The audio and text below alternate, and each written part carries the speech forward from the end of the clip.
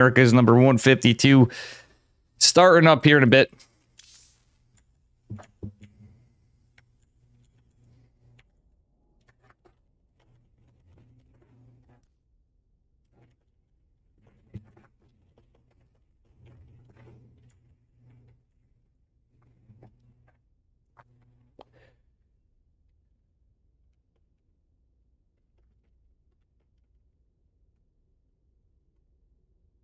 All right, here we go.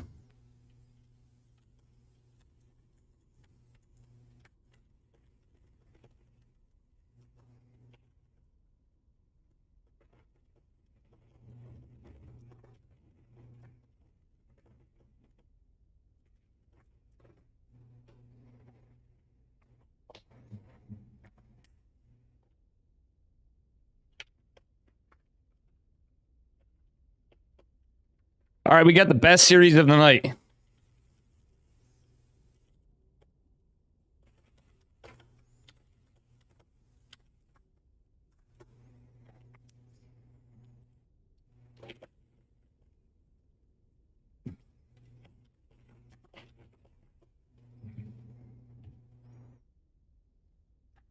I was hoping for Graf versus Hanmano.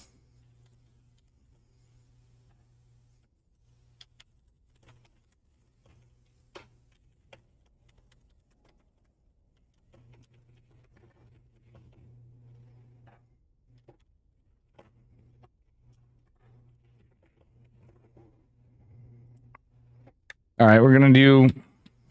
All right. Graf versus Eggs.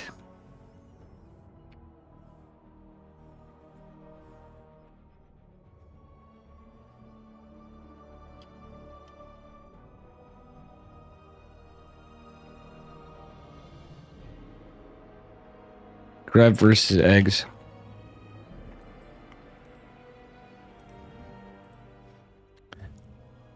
Meow, meow. StarCraft music.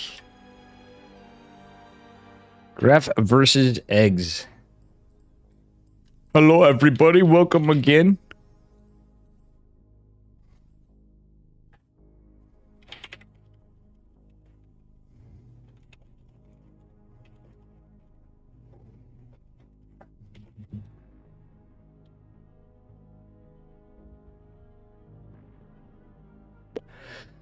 All right, guys, here we go.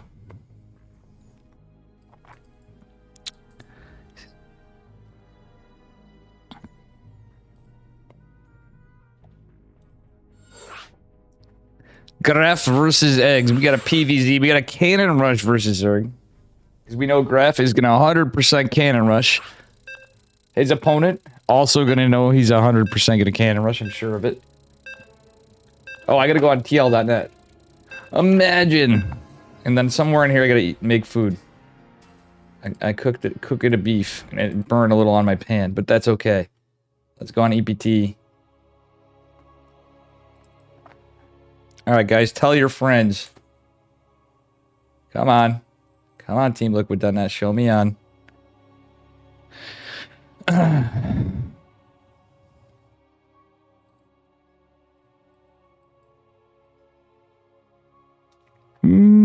I don't know where I want this. Whatever. It's going to go here.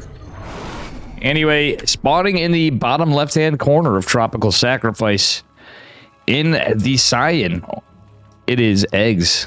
Where's a teal? And his opponent in the upper right-hand corner, he's yellow. He's 100% going to Cannon Rush. Going for the Chrono Boost first from Psystorm Gaming, it is Graf. Yep, look at that. High ground pylon. He's going right for blood. This is going to be action right from the start, folks. We got a Cannon Rush versus Zerg. He is the 6th race, so we do have 6 races in StarCraft.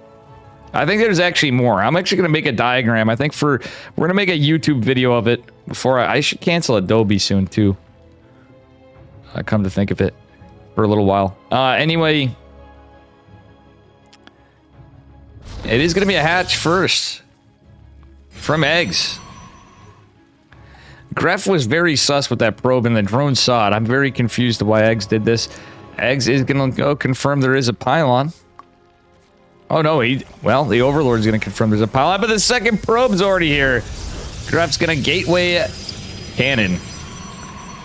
Drone is over here. We do got a reaction from our Zergy Zerg. What's Gref gonna do? And what is our Zerg gonna do? He's gotta chase one of the probes down. The high ground probe's still going down, forcing more of a drone pull. There's a second cannon going down behind this. It's just 2 drones on surface area on this 1 cannon, so it will finish. Oh, Gref is having trouble microing the 1 probe. Is he sending another one across the map? He's not. He feels confident. He's got his first one down, and guess what? He's going to get a couple drones for his troubles. And that cannon is going to go there. Gref with a cancel at the last second. Comes in clutch. Oh, he's doing his best to keep this probe alive. The hatchery is going to finish here in a minute, though. Gref does mineral walk, saves it for a minute. Forces probe drones away. That's a lot of lost mining time for our Zerg player. Gref now on more workers than our Zerg. He's getting a Zealot out. He wants to be able to drop another cannon. Okay, Spine Crawler is going to go down. Gref needs to drop like 2 cannons as soon as he can. He doesn't have the money for it, though, because he has the Zealot. He had to build another couple pylons. I didn't really have to, I don't think, but he is the resident cannon rush expert here. Gref going to use the Zealot. Oh my god, the drones are actually going to buy some time on the Zealot to do some work on that Spine Crawler. And will the Photon Cannon complete? That's the problem. There is a lot of length. That's a lot of surface area. There's 2 Photon Cannons building. He's going to have to cancel 1. And there you go. I think the cannon rush is kind of held a bit. Oh, Zealot's going to be out, though. So there are more Lings in production and a Queen coming out. But that said, Gref behind this has gotten a Cyber Core, has 1 gas done already, and has been mining some gas. Oh no, that is some very rough micro from Gref on his Zealot. He is going to try to get an Adept out. Personally, I would think his Stalker would have been good, because he could have... well, if he had a Chrono available, he could actually finish off the Spine, potentially. But he's going to try to use the Adept to buy some time here. Going for a Shield Battery Cannon. Is he going to go Robo or Stargate? That's the question for his follow-up. He is going to go Robo. It is PVZ. But this is a lot of Lings, so our Zerg player didn't get a Roachborn, and an Immortal is not going to be that great against this, truthfully. Eggs is literally on 12 workers, though. And Gref is going to force the Queen over, getting an Adept Shade into the mineral line. Nope, he's going to cancel the Shade. Gate is under a lot of pressure. First Shield Battery is up. He had to use some energy there when the Adept went down, so he's not going to... He may... Yeah, I think he's going to lose this Gateway. Will the Stalker survive? Adept trying to buy him some time from the Lings. That Pylon is part of the things in question here. Stalker is going to run around. Let's see what Gref does back home. He's going to build a Photon Cannon defensively immediately. He knows there's a lot of Lings. Metabolic Boost on the way. This is only 13 workers for Egg, so he did lose a lot of mining time. He lost some workers. And we're going to have an Immortal come. Big Daddy Immortal on the way. Gateway is in jeopardy to go down. Gref really wants to kill that Spine Crawler. But I don't think he's going to be able to save the gate. Not that he can get power on anyway. But still. Look at this. He's using it on the... This is actually kind of smart because Gref wants to get that high ground after the Immortal. He can clean this up. Maybe get some damage. Oh no, the Lings are going to surround the cannon. Not enough defense back home. Actually, well, Metabolic Boost is going to make this a bit of a problem. Gref's going to chase this down. He's going to push in with Big Daddy Immortal and Adept to the Stalker. Shield Battery out of energy, even the lower one. There's going to be more Lings coming in. Gref is in a bit of trouble. He's actually supply blocked as well. If somehow he just holds this, like he needs to wall this off, basically. But the Lings with Ling speed and the lost mining time are going to prevent a full... on wall. That's going to be 4 Lings. Oh, no, they even get the kill. I think Gref may just go over. It's going to be 1 Adept. Oh, okay. Does he live? Immortal and Photon Cannon. Kind of doing some work here. But it's going to be constant Ling Flood. And Gref doesn't have a lot to fight this off. Game has just gotten really weird. We just have Lings in production and Overlord. It's Lings and Queens and Overlords. Gref's trying to do as much as he can with few units. And yeah. Interesting reaction from Eggs. GG is called. The single G from the Gref. Alright, that was a spicy game number 1.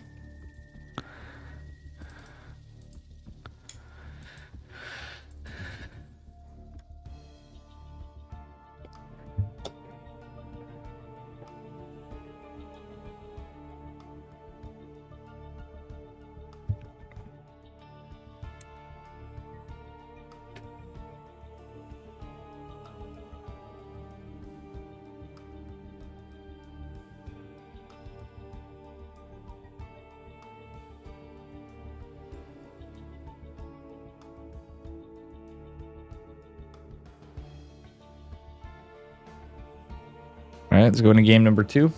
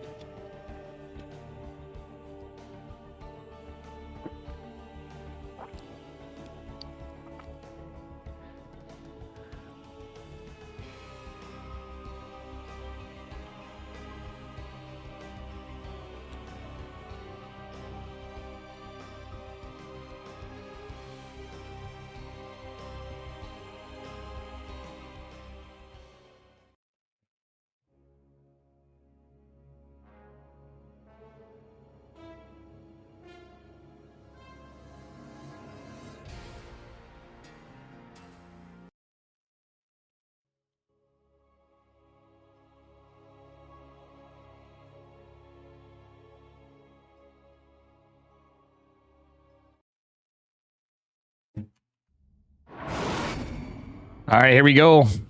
On to Data see these nuts in the bottom left-hand corner. In the teal again, it is our Zerg player, Mr. Eggs.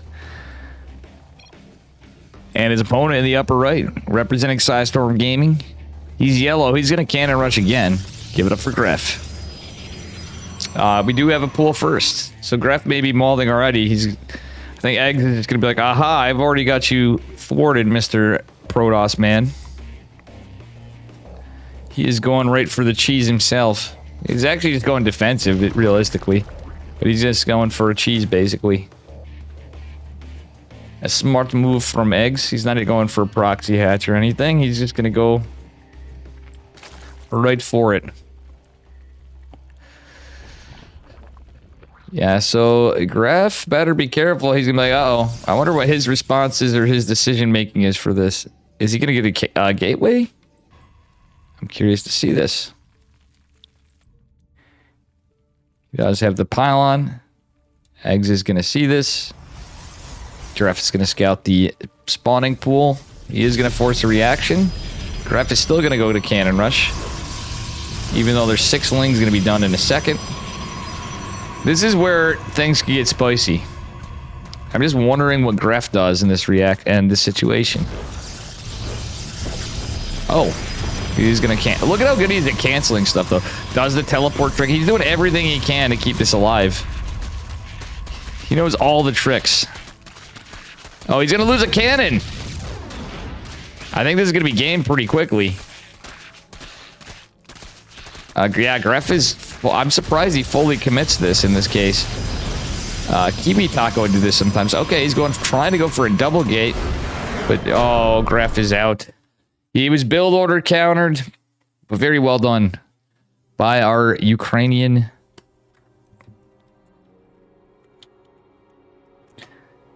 Zerg, or Protoss player. I almost said Zerg player. Well held by Eggs.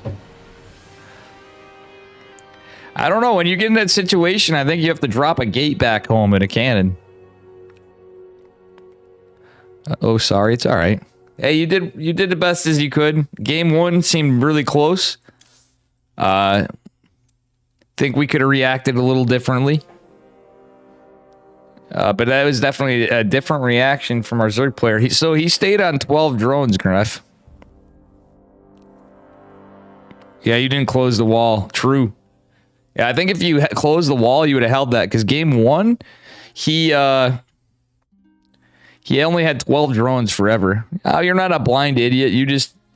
Hey, you made mistakes. And you're a kid having fun that's good at the video game. That's good at cannon rushing the video game.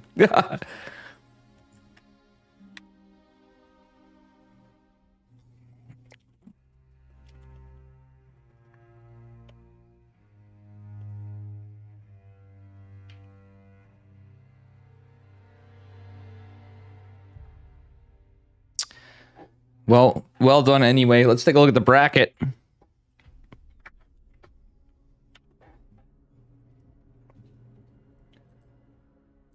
And see what's going on.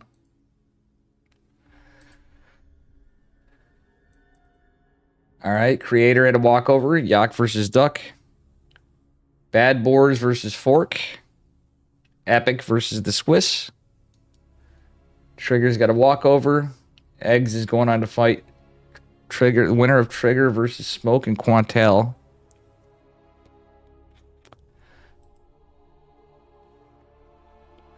Hanmano versus Yellow Fox is still going on.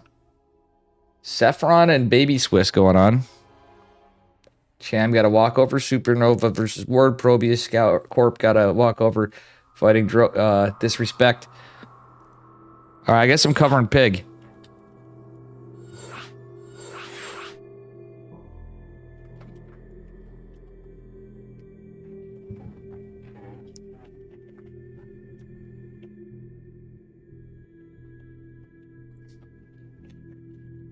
All right, we're going on to Pig versus Cyril.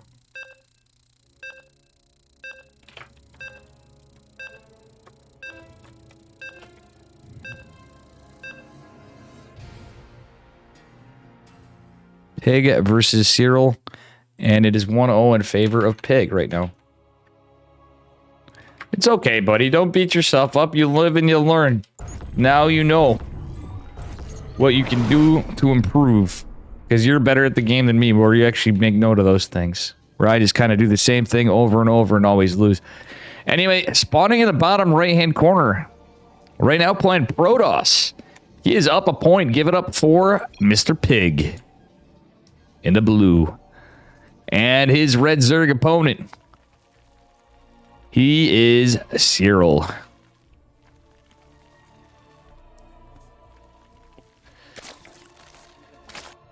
Yeah, Graf, you... Uh-oh. You spoiled. Yeah, I gotta watch out for that. I know you were frustrated. Anyway, let's see what Pig does this game. I'm curious to see. He's playing Protoss. He's just going for his gate. Pig's usually a pretty macro-oriented player. He has some interesting Protoss builds. I'm curious to see how this goes. I just grabbed the first lobby I could. Definitely a big fan of his play. I'm just curious to see.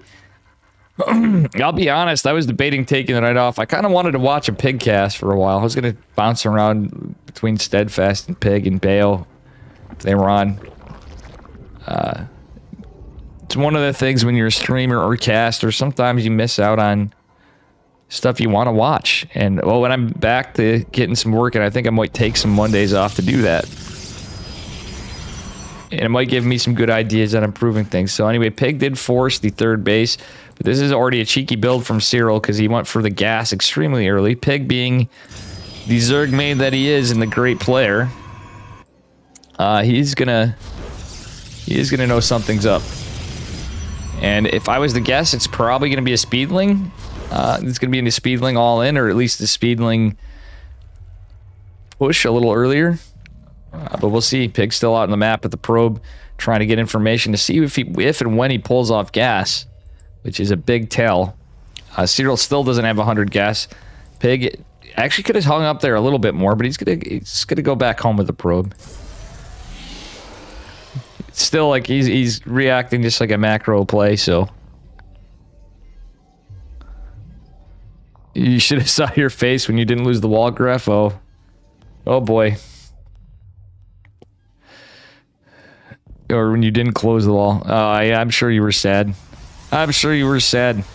Okay, it's going to be a double adept opener from Pig. He's probably going into start. What the deuce? Pig is going for an ultra fast third base. So 2 adepts. You know Pig's doing something for YouTube right now. 100% because he was doing his bronze to GM Protoss play. Warp Gate is going down. But I thought he was going into Stargate. He's going for a very fast third in the pocket base. Interesting play out of Mr. Pigman. And as I said, Metabolic Boost is going to finish for a Zerg player. He did take a pretty normal timed hatch, but I think he still has... yeah, I think it's a little quicker link speed. And so this could be pretty punished by Cyril. If Pig holds this and scouts, whatever he does, if it is... Yeah, there it is. It's going to be a Ling Bane bust. And Pig went for an extremely greedy build on a map that you can get some extra mining. Sure, there is only 6 mineral patches in the back, but at the same time, you're in a position where if you can hold whatever pull shit, you just insta-win. But guess what? Pig has nothing in the wall. Is Cyril going to do it? These are speedlings, and there's going to be a baneling follow-up. We don't have a shield battery. We have nothing to close the gap. 2 more gates going down. Cyril is unaware that he has a back third base, but Pig's going to try to hold on here. Depp did get 3 workers, but I don't think it's going to be enough. Warp gate's not even done. And there it is. More lings coming in. Pig is getting cheesed. He's trying to go for an economic build. But that's not going to be the case. Let's see if he can hold this somehow.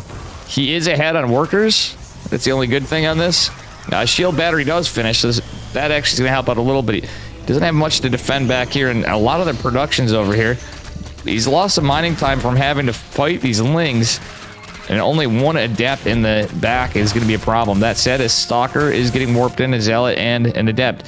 So it's 3 gates, but the ling bane over here. 20 workers falling for Pig. He's still ahead on workers because Zerg is cheesing. Oh no, the stalker wasn't in the wall. And that's going to be massive. Had Pig kept the stalker in the wall, that would have been like a super big hold. Our Zerg player is going to go in and get even more probe kills. Pig does have some units now, and he fully closes the wall. Has a stalker behind this. It is a pylon, full closing the wall. But he has 3 nexuses. So that said, our Zerg player is fully committed. He's doubled down on this push. He stayed on gas with 2, and he's getting a road for more. And so Cyril is going to try what he can. Pig is a little hard-walled in here for a minute, so he can't really do much else. But it's probably going to be attempted to be busted here in a minute. Our Zerg player just on 19 drones, though. Okay, he's droned up a little bit. He's up to 24 just now. So he's going to go for a Bane bust. He's just going to saturate this gas. And he's on a very low economy. He does have 3 hatch production. But aside from that, he's not really going to be able to afford roaches too quickly with this many banelings. That said, Pig is going to actually want... He would have wanted to keep that in... Oh, no! Pig is out of position a little bit. Baneling's going to connect onto the adepts, but battery overcharges off cooldown. Cybernetic score barely living Pig. Okay, beautiful. Pig does actually heal the cyber core. And yeah. All right. I don't know why Pig... Okay, he's leaving... I don't know why he's leaving this open. Some questionable decisions from Pig. And what I mean by that, he's had some great holds. He just needed to put his stalker in the wall. Like, once he got Bane busted the first time, and even after the link flood and such, he should have just put the stalker in the wall and the adepts behind it. That would at least bought him some more time. It would have tanked more of the Banelings. And he did have battery overcharge. He doesn't now. But look at this. There's enough energy where the stalker is going to hold. A Zerg player is deflected. He's going to drone up behind this now. And he's caught up on workers. So actually, he's done some nuisance time. Pig is going to outproduce... Well, no, he's not going to outproduce some workers now, really. Chrono boost is a thing, but... actually, let's take a look at how many queens we have. This is going to be a tell. It's only 2 queens, so I think Pig still has the economy. He's going into Blink Stalkers and +1. So this is actually going to be pretty nice. He has some adepts still alive for the speedlings. There's Zerg player going for an Evo chamber. Yeah, that's a pretty good tell to our Zerg player. I love the sentry for the hallucination after. And there's a lot of lost mining time for Cyril. That's going to be a bit of a problem. All right, that said... big speedling Inquisition, a very late 4th hatch, of course, from a cheese. And yeah, we have nothing coming from the Evo chamber just yet. Pig is just going to move across the map. He has an army supply advantage. He's going to have +1 in here and blink eventually, but he's kind of pushing a little earlier. Pig even going with the stalkers to get some damage there. There's a lot of lings. Sentry does have enough energy for 1 force field, but it is in the front line. Pig trying to keep it alive, and he is... Yeah, this is all going to kick in at some point. Cyril is in a lot of trouble. He's trying to produce 20 speedlings. They do get a bit of a surround, but for a moment, Pig should be okay to get more damage done at least. See, he's going to do a little blink micro. Excellent micro from Pig. His stalkers are getting pretty beat up here. But still, he's forcing a lot of ling commitment from Cyril. That said, Pig is taking a 4th base behind this. He even has a photon cannon and shield battery. He's just on +1. He's going to continue on Blink Stalkers. Personally, I don't know if this is a meme on Pig's thing, or not a meme, but a chat request of just nothing but Blink Stalkers. We shall see. He's recalled, decides to go home and get a bigger army together. He's going to need it. +1 melee on the way for our Zerg, by the way. Cyril going to get it. And there's even a Stalker remaining in the back, being a little bit of a nuisance. Does the Stalker get this Overlord? That would be funny, because there's like a million... Well, not a million. There's a lot of Queens, a lot of Links. He's going to get the Overlord, supply blocking Cyril. That said, he's going to reposture up to go attack. I think I would have liked to seen Charge come behind this for Pig, because this is all Zerglings. So if he got a volley of Zealots, he's going into double Robo. He's forgetting Charge. Like, I just think Blink Stalkers could just kill this. But I think Charge Lots would have made this a little easier. Because you can use the Stalkers to kill Overlords, Queens, and Hatches. While the Zealots go fight the Lings, or tank for the Stalkers. Kinda, and even being able to get into Mineralize, possibly. Okay, 5 drones going down for Cyril's very rough. It looks like Pig's just going to clean house here pretty quickly. He's just economically destroying it. And, yeah, very well held. We'll see what happens in this fight, though. Will Cyril be able to take a good fight here? He does have some Ravagers out. +1 melee for his Zerglings aren't going to be done yet. Charge is now going down for Pig, and +1 ground weapons. So it should be... Or +2 ground weapons, rather. We just had that. He's going into a Robo Bay and a Templar Archives or Zergs. Basically just in the Stone Ages of tech. Alright. Cyril is trying desperately to do anything. He's taking the pocket base as well. Just getting all his Queens and Lings into the front. He has lost some more units in this fight. Pig's army supplies is massive right now. And I would have liked to see him get a Warp Prism. Because realistically, he doesn't even need the tech into this. He's got some incredible macro going on here this game. Even after the losses he took before. He's now onto a 5th base. Pig is playing kind of a greedy style against this rather than just finishing his opponent off. Just showing the fundamentals of good macro for Protoss. Alright, anyway, Queens and Ravagers getting cleaned up here. These are +2 Stalkers. They do have Blink, and I don't think there's much Cyril could do about any of this. The Queens are falling down. You're just too good. GG, good luck next. Thanks for the cast. Oof. GG.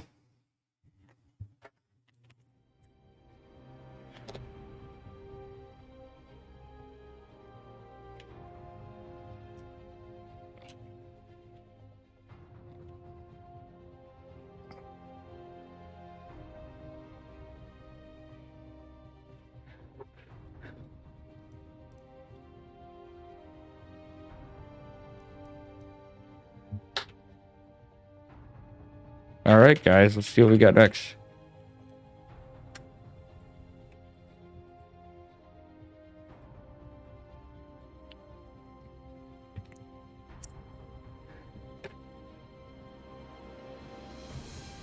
Pig has some excellent macro.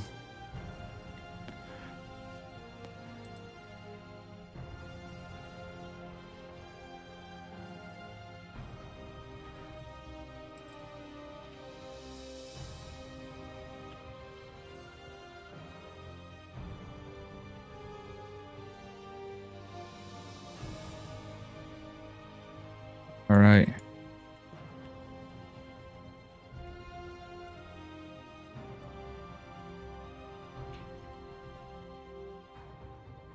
Ooh, Hanmano 2-0 the Yellow Fox. Okay, let's take a look here.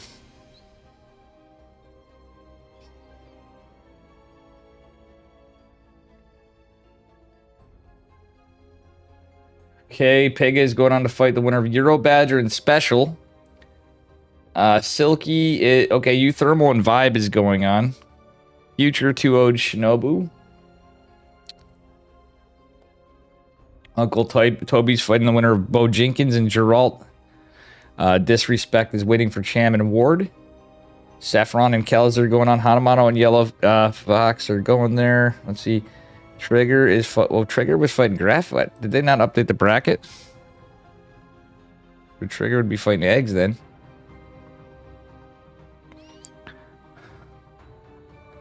I might go to Epic, honestly.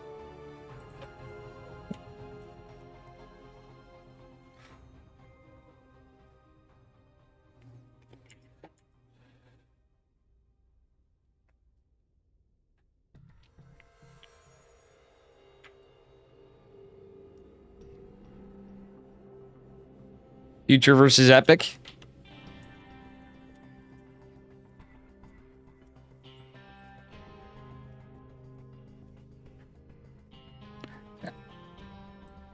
All right. Maybe we'll do that. This is the Americas after all.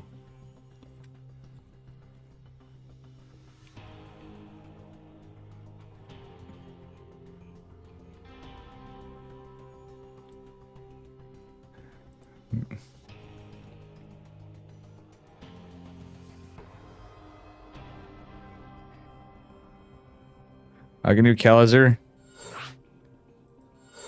Okay, I'll get... All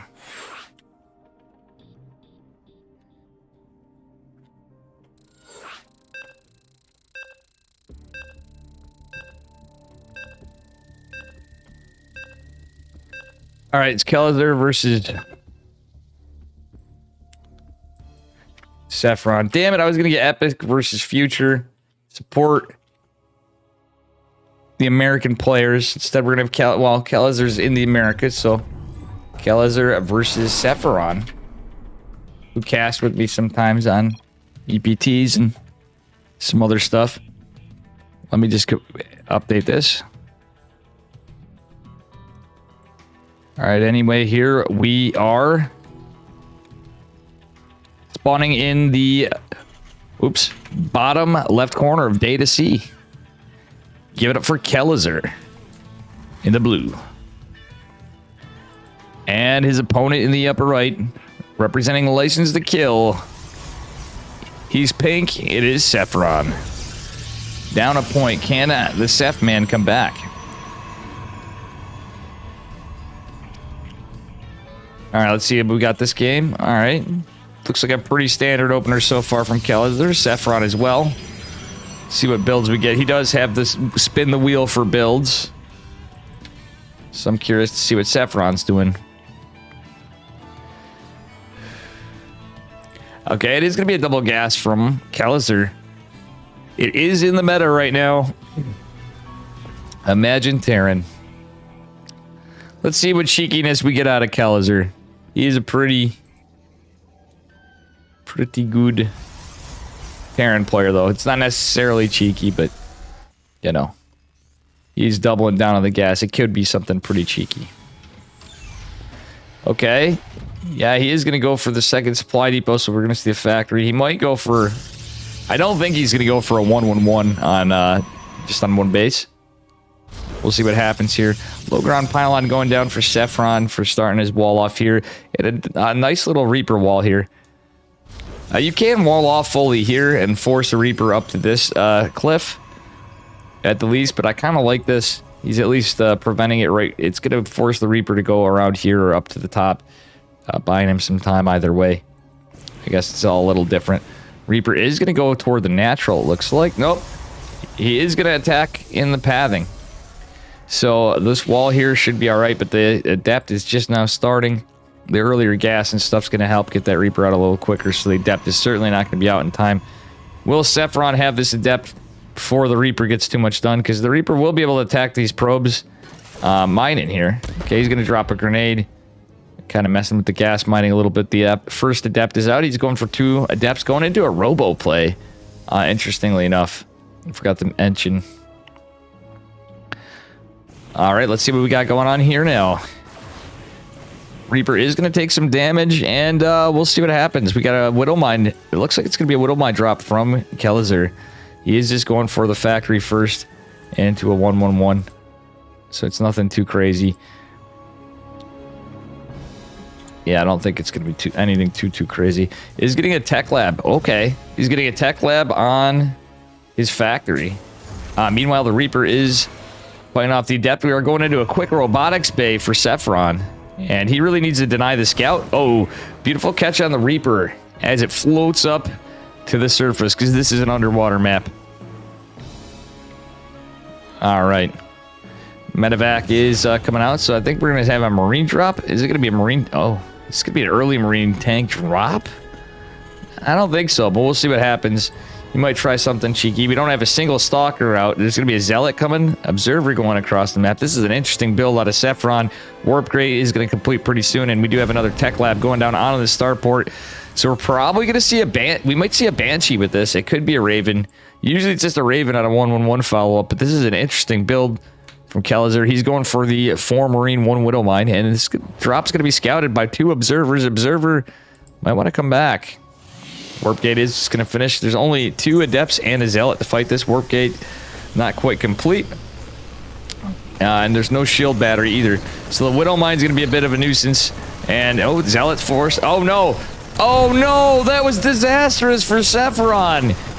He loses like 4 workers. At least 4 workers and 2 Adepts. And more are going to fall to the rest of this push. That was a bit of a weird reaction. Now we got a Disruptor before anything. And it's going to be against Banshee. If Kellizer researches Cloak and he's wise to this, he knows what this is. Saffron's going to be in some trouble, but more workers falling for, or sorry, Kellizer, yeah, Saffron is in trouble, period. He is okay on workers, but he's not been able to mine gas for a bit. He's going into Disruptors. Kellizer is going to push out with some tanks. But the Banshees, if Cloak was researched, there's like going to be no Stalkers to fight this. 2 more gateways going down. There are 2 gates, and that's it. And, well, there's some scouting on this Disruptor, but Kellizer is going to eat 1 Nova, just catching a couple Marines. So far, it's paying dividends. Oh, the tanks are going to drop on top of this Disruptor. That is going to be a free Disruptor for Kellizer. Already, we got some spicy trades, and we're only 5.5 minutes into the game. Okay, there are going to be a couple Stalkers out for Saffron. He does have a shield battery behind the pylon. Let's see what happens here. And this tank placement's going to be definitely... Oh, no, a bit of missed micro from Saffron. Yeah, he's going to clean up 3 of the Marines, but the tanks are going to be in more of a trouble. This medevac is taking a beating, though. There's going to be a Colossi coming behind this. This could be a little... It feels a little build order countery. But I think some mistakes were made. And that was actually a brilliant play earlier on. Just doing that engagement with the Adepts. How Kellizer's target fired that was absolutely beautiful. Disruptor does get a shot on 1 of the tanks. There's 3 now, though. And the Banshee, the landed Viking, the Marines, doing a hell of a job. Battery is going to do nothing. He should have just canceled it, honestly. He was hoping to get it up, but the Stalkers were not able to save that. GG. And Kellizer is going to take it 2-0. Very well played. Very well played.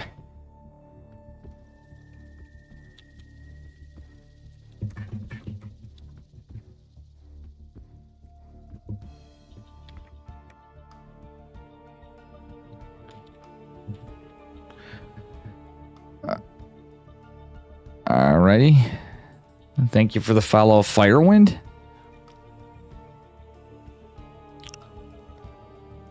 Oops, and I have this kind of little scuff, but that's okay. Let's see what we got coming up.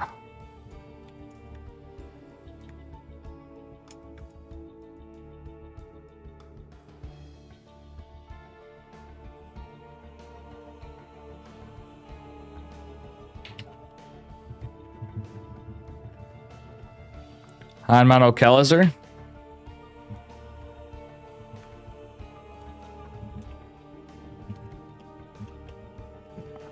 I need a minute. It's going to be Hanmano Kellizers who we're covering next.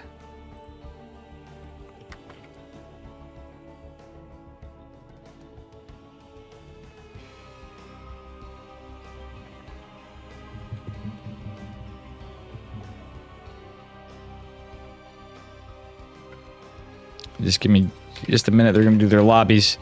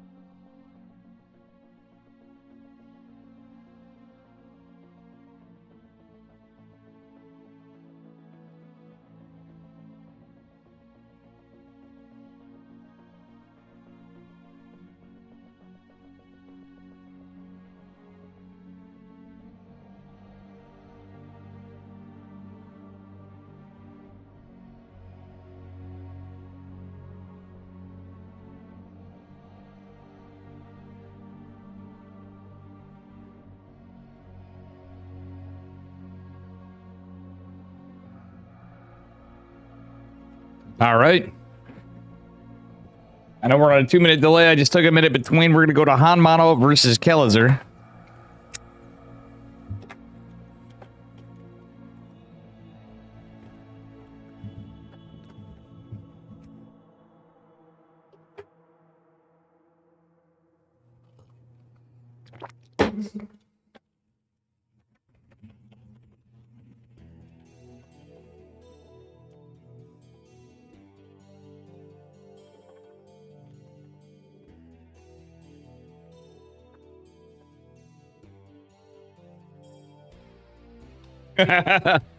Guys, this is funny when I'm typing to Hanmano. Hanmano, as some of you may know, is a player that I'm a big fan of.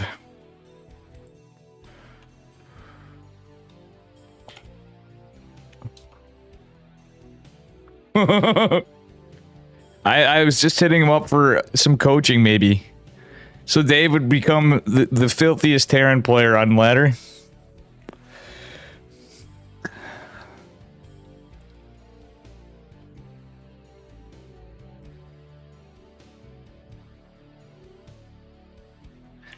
But I actually think that might be fun.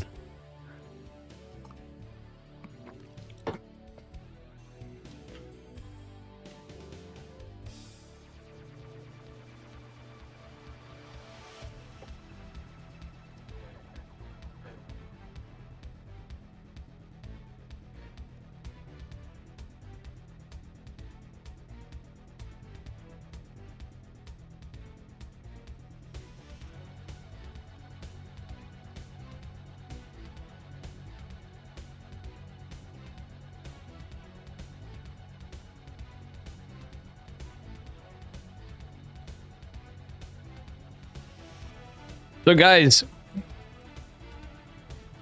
what is cool is I'm actually a little excited today. For some reason, I feel like I'm in a good mood. I would have enjoyed ladder, but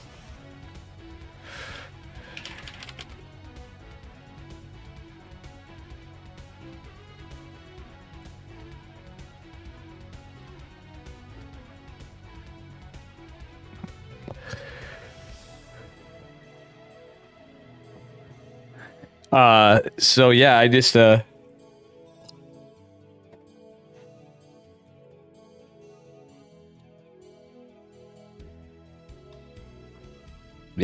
I don't know.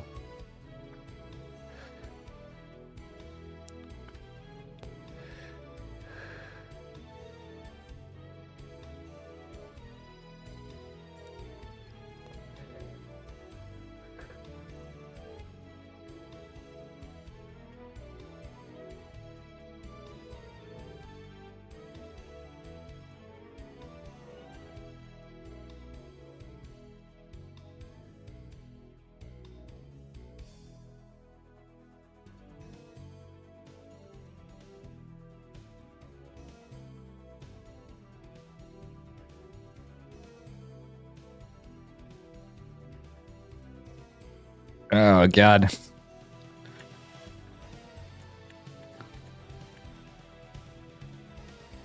Don't worry, guys. They're getting their vetoes in. We will be all right. Hope I'm on TeamLiquid.net. Okay, I am. See, this is the thing. You took a Masters 1 Protoss to Kirktown. Take them down to Kirktown. Let's go, Fresh 808.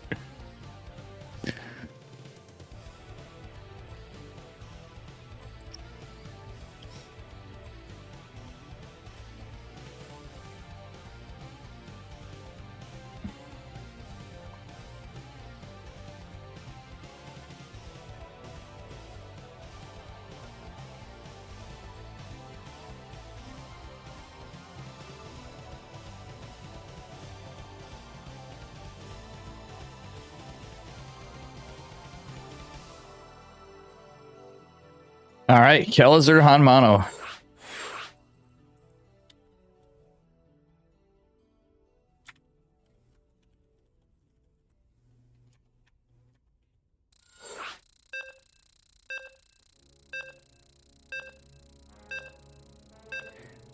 All right, here we go. Should be in a great series. I'm excited for this one. I know it's Terran versus Terran, but you know, I do enjoy them sometimes. I think they're going to deliver. This is either going to be over pretty quickly or not. Hanmano has been changing his strategies up, and I've not been able to cover him in a while. God, I miss having my own tournaments often. But I've been casting a lot still. I'm thankful for that, but you know. Anyway, spawning in the upper left-hand corner of Moondance, representing Prep Esports. In the green, it is Hanmano. And his opponent in the bottom right. He's red. Give it up for Kalizer, who's been actually cracked today. He at least made it. I think he made it to the semifinals today, if I'm not mistaken. It was him versus Lambo in the EPT European. I was watching Steadfast earlier. I didn't get to catch Roddy, but I didn't count the end because I woke up too late. But yeah, it should be interesting. All right, Hanmano is going for Proxy 2 racks in game number 1. Kalizer opening pretty standard right now. I think he knows Hanmano a little bit. We'll see if he does. But he's going for a double gas standard opener. He's probably going to end up scouting after. Take a look here. Yeah, if he doesn't. Either way, you know, it's a bit later, so we are going to have a Reaper first for Kalizer. So he's going to have some scouting information there. Hanmano looking for proxy racks of his own at his triangle third. Cheeky location from Hanmano for the proxy, though. All right. Barracks and Reaper. Barracks have completed. Reaper on the way for Kalizer. And he is going to have this supply depot here to kind of scout off and mess with the pathing. Just a smidge of Hanmano. But the SCV scout is going to see that there is no barracks. All right, that said, the factory going down for Kalizer is going to maybe buy him some time. Hanmano waiting for both Reapers to come. They're going to be quite late, but the Reaper is going to scout. No, he's going to go. Okay. Yeah, he is going to be defensive with this Reaper. So hopefully Hanmano doesn't. Yeah, he isn't both rallied immediately. Proxy racks are going to be almost immediately scouted by Kalizer. So by location, he knows where it is. And you know what? He's actually going to have 2 Reapers at the same time. We'll see what happens. Hanmano drops a grenade on the SCV. Buys some time. Just a hair of time off the factory. Does get 2 workers. So Kalizer is going to be able to produce a Hellion, but 2 workers and some... Actually, he's forced 4 SCVs for mining, which is pretty nice. Hanmano obviously a little bit behind on mining after this, and he's getting his factory just now. Is going to have... Okay, he's going to continue producing Reapers. He has to be careful with this, though. I'd almost like him to poke from a different location, because usually Terran's going to be defending against this after. Oh, now that the Hellion's out, that can be scary. I don't know if Hanmano caught that. All right, he has to be careful with this Reaper micro, because one of them is almost dead. Okay, and the Hellion did catch a little bit more damage over here. He's going to try to reposition, get another hit up here. Kalizer is, however, going to reposture. Okay, I think Hanmano is going to debate. All right, he's sending one of the racks for scout, 1 back home. We have 3 Marines and 2 Hellions. It's going to be a little rough for Hanmano to do too much. He's getting a tech lab back home. But, Kalizer did lose some mining time there. Hanmano's actually going to catch... Yeah, if he gets a supply depot, that's good. Oh my god! Hanmano's actually microing this very... He's getting more damage than he should. I feel like that's a bit of a misreaction from Kalizer, but Hanmano's really wanting to get the supply depot. Maybe get it. He almost could get a Hellion. He did some pretty decent damage to it. So he's good, doing a great job of being annoying with this. He might even be able to save the barracks. He's gonna keep it for scouting and pressure. Killing that supply depot is big because it's supply block Kalizer. He does have 2 supply depots finishing up here, though. Eventually, Kalizer did take that SCV and go for a proxy liberator, though.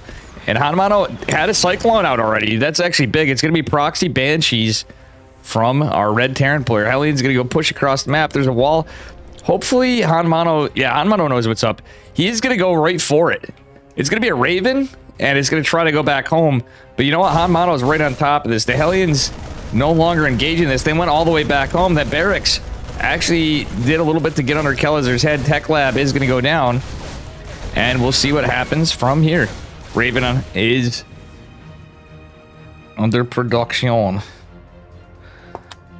Yeah, the Raven is going to get out, but these Hellions aren't going to be able to find too much for right now. They actually could have got right in there. It seemed like he wasn't paying attention for the moment. The starport's still going to live, though, but realistically, Kelliser should move that back after. We'll see. It all depends on how Hanmano reacts, too. Oh, I like this. He's got such good Reaper micro this game, truthfully. There was a little bit of missed micro, but he's retained so much. Actually, yeah, he only lost one Reaper, 2 SCVs. Well, actually, yeah, this is weird. Hanmano's one basing it, though. He actually could have macroed behind this more, but I don't hate this decision. Welcome, Duck Cuddler. He is going to go for a one base build. But now that there's a siege tank, it's going to be a little rough. He does have a Banshee. And aside from the Raven, there's not much else you can do. Oh my gosh, Kelliser going for a medevac with this. Oh no, Reaper's trying to jump on top of the siege tank. The Cyclones do have a bit of miss micro, and I think that's actually it. Hanmano went all in pretty much here. Yeah, that's not looking good for him now. Okay, he has his second CC coming, but even though he got workers down, that's a really delayed CC, and it is going to be a problem. There's just a lot of Kelliser. Hanmano's trying to find any value with this Banshee. He did get 5 workers, but there's... Oh my god, the Raven catching 5 workers of its own is very unlucky for Hanmano. Still, that Banshee actually did some good work. Alright. Kelliser getting his first Viking out, so now these Banshees are going to be pretty much useless. He's got Marines, he's got a medevac, and one Banshee's very beat up. If he scouts this, though, he doesn't scout... Oh, man, that's very unlucky for Hanmano. Kelliser just out of vision. Yeah, I don't think that was worth it, Hanmano. Oh, no, he loses the Banshee. Starport going back home for Kelliser. Let's see what we got. It's going to be a single Marine medevac drop, and there's only one siege tank with these Banshees to Banshee to defend. There's no stem, but the Marines should be able to jump right on top of it. Siege. That's actually going to help. Okay, that bought Hanmano a little bit of time. He still looks like he's in a very bad position. It is 29 to 40 workers with an 11 army supply. There's only 2 siege tanks out and a Banshee. That's it. He's going for a Viking for something that shoots up. But that's all he's got. No Marines. He does have the Brax follow up. He's going into double Viking. Okay, he did get a reactor down. But Kelliser is just in a fantastic position here. He's getting more racks. This is not looking good for our red Terran player. Or our green Terran player, rather. It's looking very good for our red Terran player. Kelliser even finishing up his 3rd CC in the pocket base. The Marine drop still active. This could be a bit of a problem for Hanmano. The tank could get splash damage if this goes to natural, and it will. Actually, he's going to be just outside of the tank lines. Some lost mining time, and he's going to lose a couple workers. Siege tank repositions. Viking going out. And there are 2 Banshees at least, but 5 workers going down so far. Oh, the Vikings, rather. Oh my gosh, they almost catch it. That medevac looks like it's going to live for now. With just 5 HP, that would have helped Hanmano a little bit, but there's a big push coming, considering how few units Hanmano has. But he does have some Vikings of his own. He does have a couple tanks out. Yeah, I think it's possible to hold this. Well, it would have been, but yeah, not now. It's looking a little rough. Stim is underway for Hanmano. And scan is going to reveal that the drop's coming to the auto. Oh no, it's interference matrix. It's going to be huge for Kelliser. I think we might just see game here pretty quickly. It's definitely rough for Hanmano. He's going to try to reposition the tank, but he's just lost too many workers. He's on 2 CCs, 3. And yeah, GG.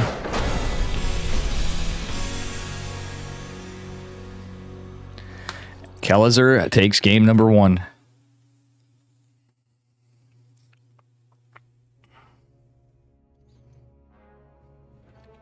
All right, bear with me here. I'll try to pay attention to both.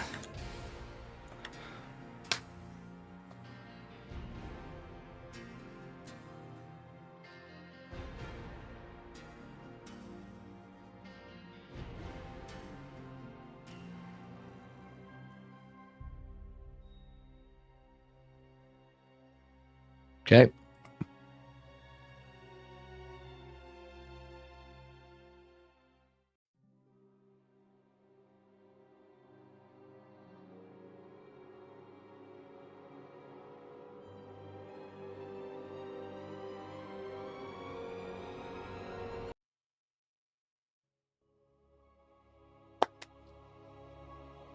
And Dave still didn't eat. I had the food there, but I kind of like tried to get something. I got to put some shit away after, if not.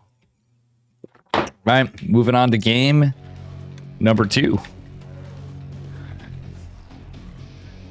Spawning in the upper right-hand corner of Waterfall. Give it up for Kellizer in the blue. He's up a point. And his opponent in the bottom left, representing Prep Esports. Give it up for Hanmano. Our Red Terran player. He's not proxy racks in this game. That was very committed from Hanmano. And honestly, earlier on, he had some excellent Reaper control. I do think he could have gotten a CC with that. How he had his Cyclone and stuff, that actually worked out really well. He did have some pretty good... he had some pretty good defense against the Liberator and the Raven follow-up. But that said, had he gotten a CC, I think he would have been in a way better position rather than focusing on the cheese. All right, we are going to see 2 racks from Mr. Kellizer. So he's going in base. At least the 2 racks opener is going to be 2 racks Reaper as opposed to a proxy. All right, let's see if Hanmano actually opens more standard this game. He's probably going to end up going for a supply depot. Go for a full scout, though. Full scout would be nice here.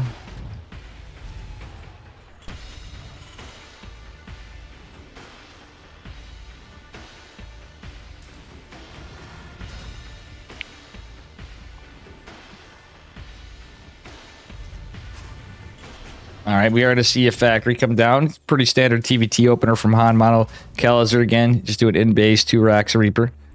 For now, we'll see what happens.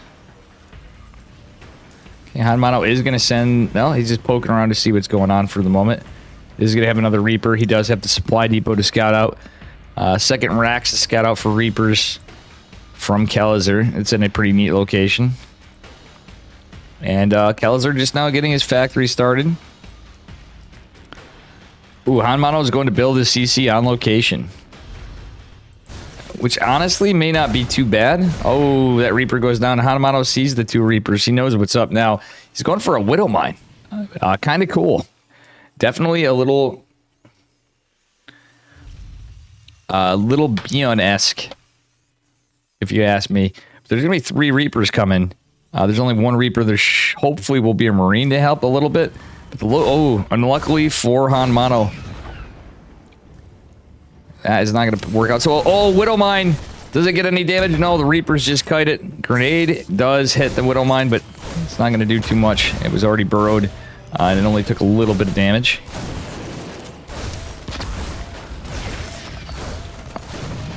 All right.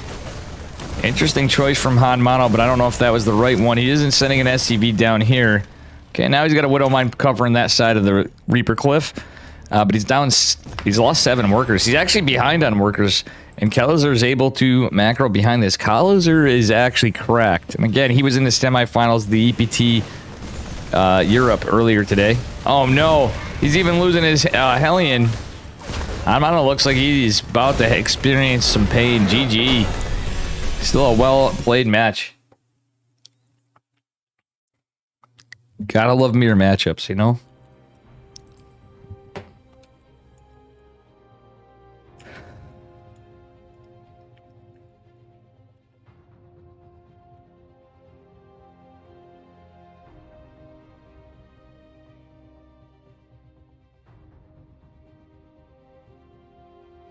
That was another short one.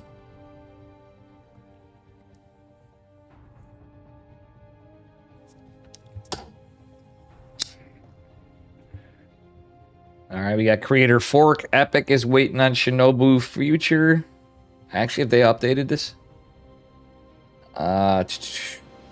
Egg's trigger hasn't been updated. If they not, they gotta have been playing.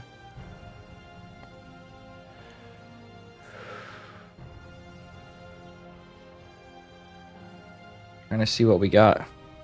Future 2-0. It's gonna be Epic versus Future.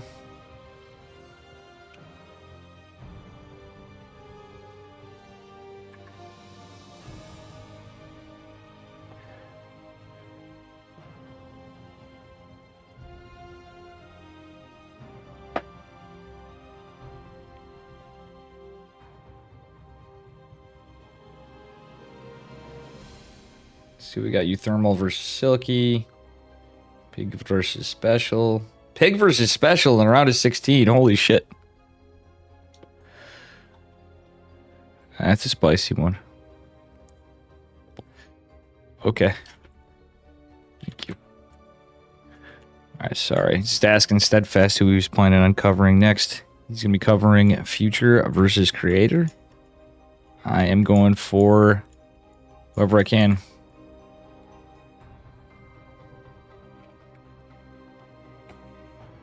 We may be following Kellizer.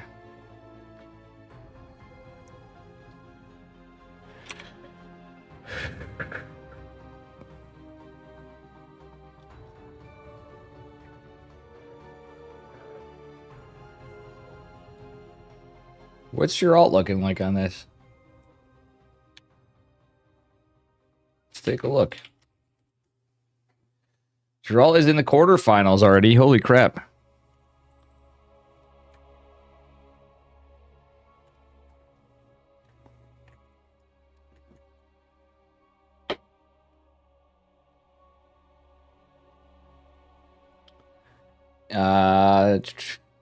Cham Disrespect's ongoing. Euthermal versus Silky. Pig versus Special. Hanma. Kelazar's going to be fighting the winner of...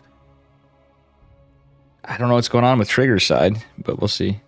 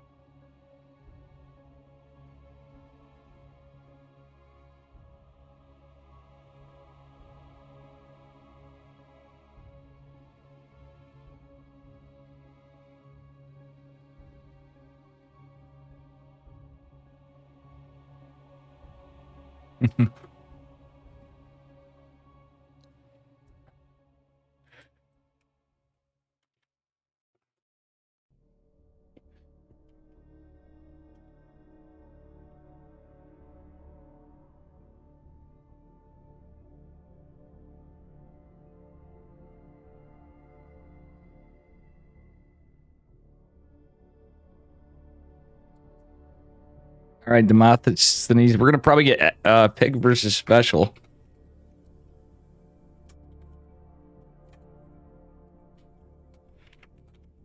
My man Juanito.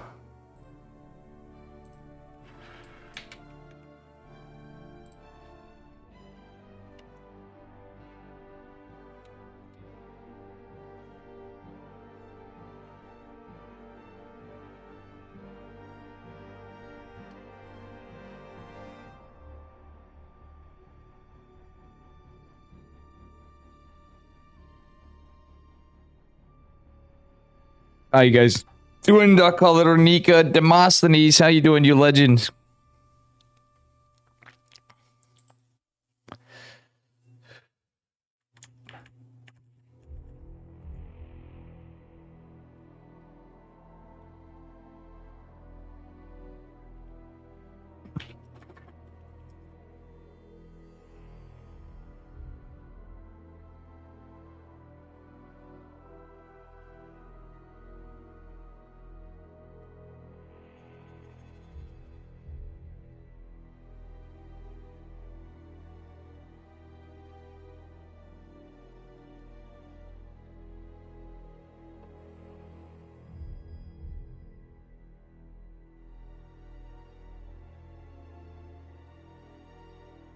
All right.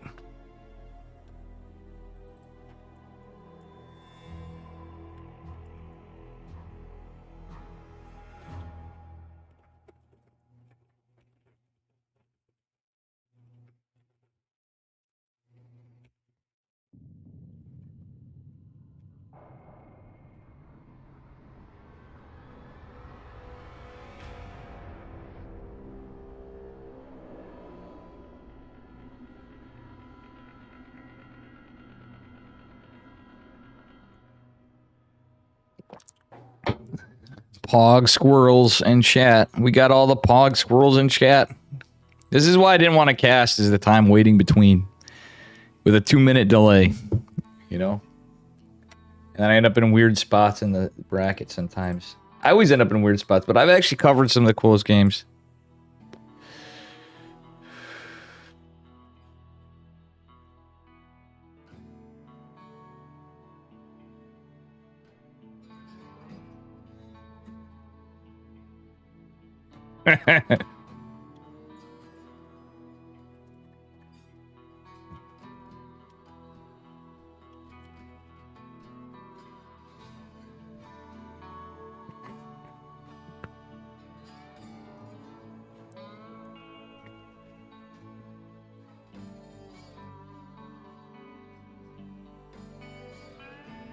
All right. I was just complaining about my O key messed up from the spillage. I just need to get another keyboard. One thing at a time. Maybe I will just get one. Fuck it. See what I can find. While we're waiting.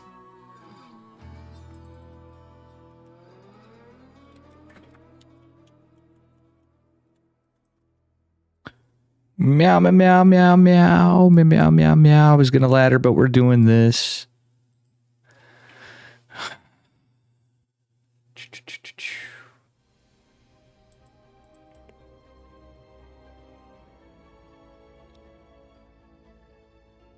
Plan B, Kirking.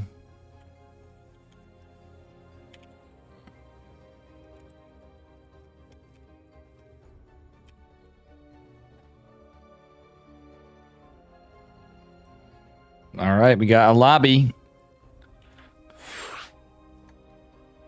Looks like nobody else is here for stuff.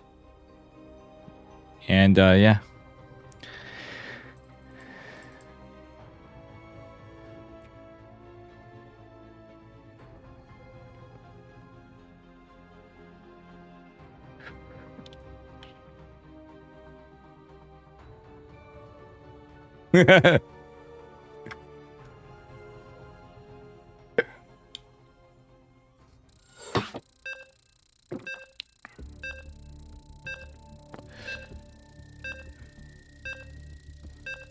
Oh man, this is funny.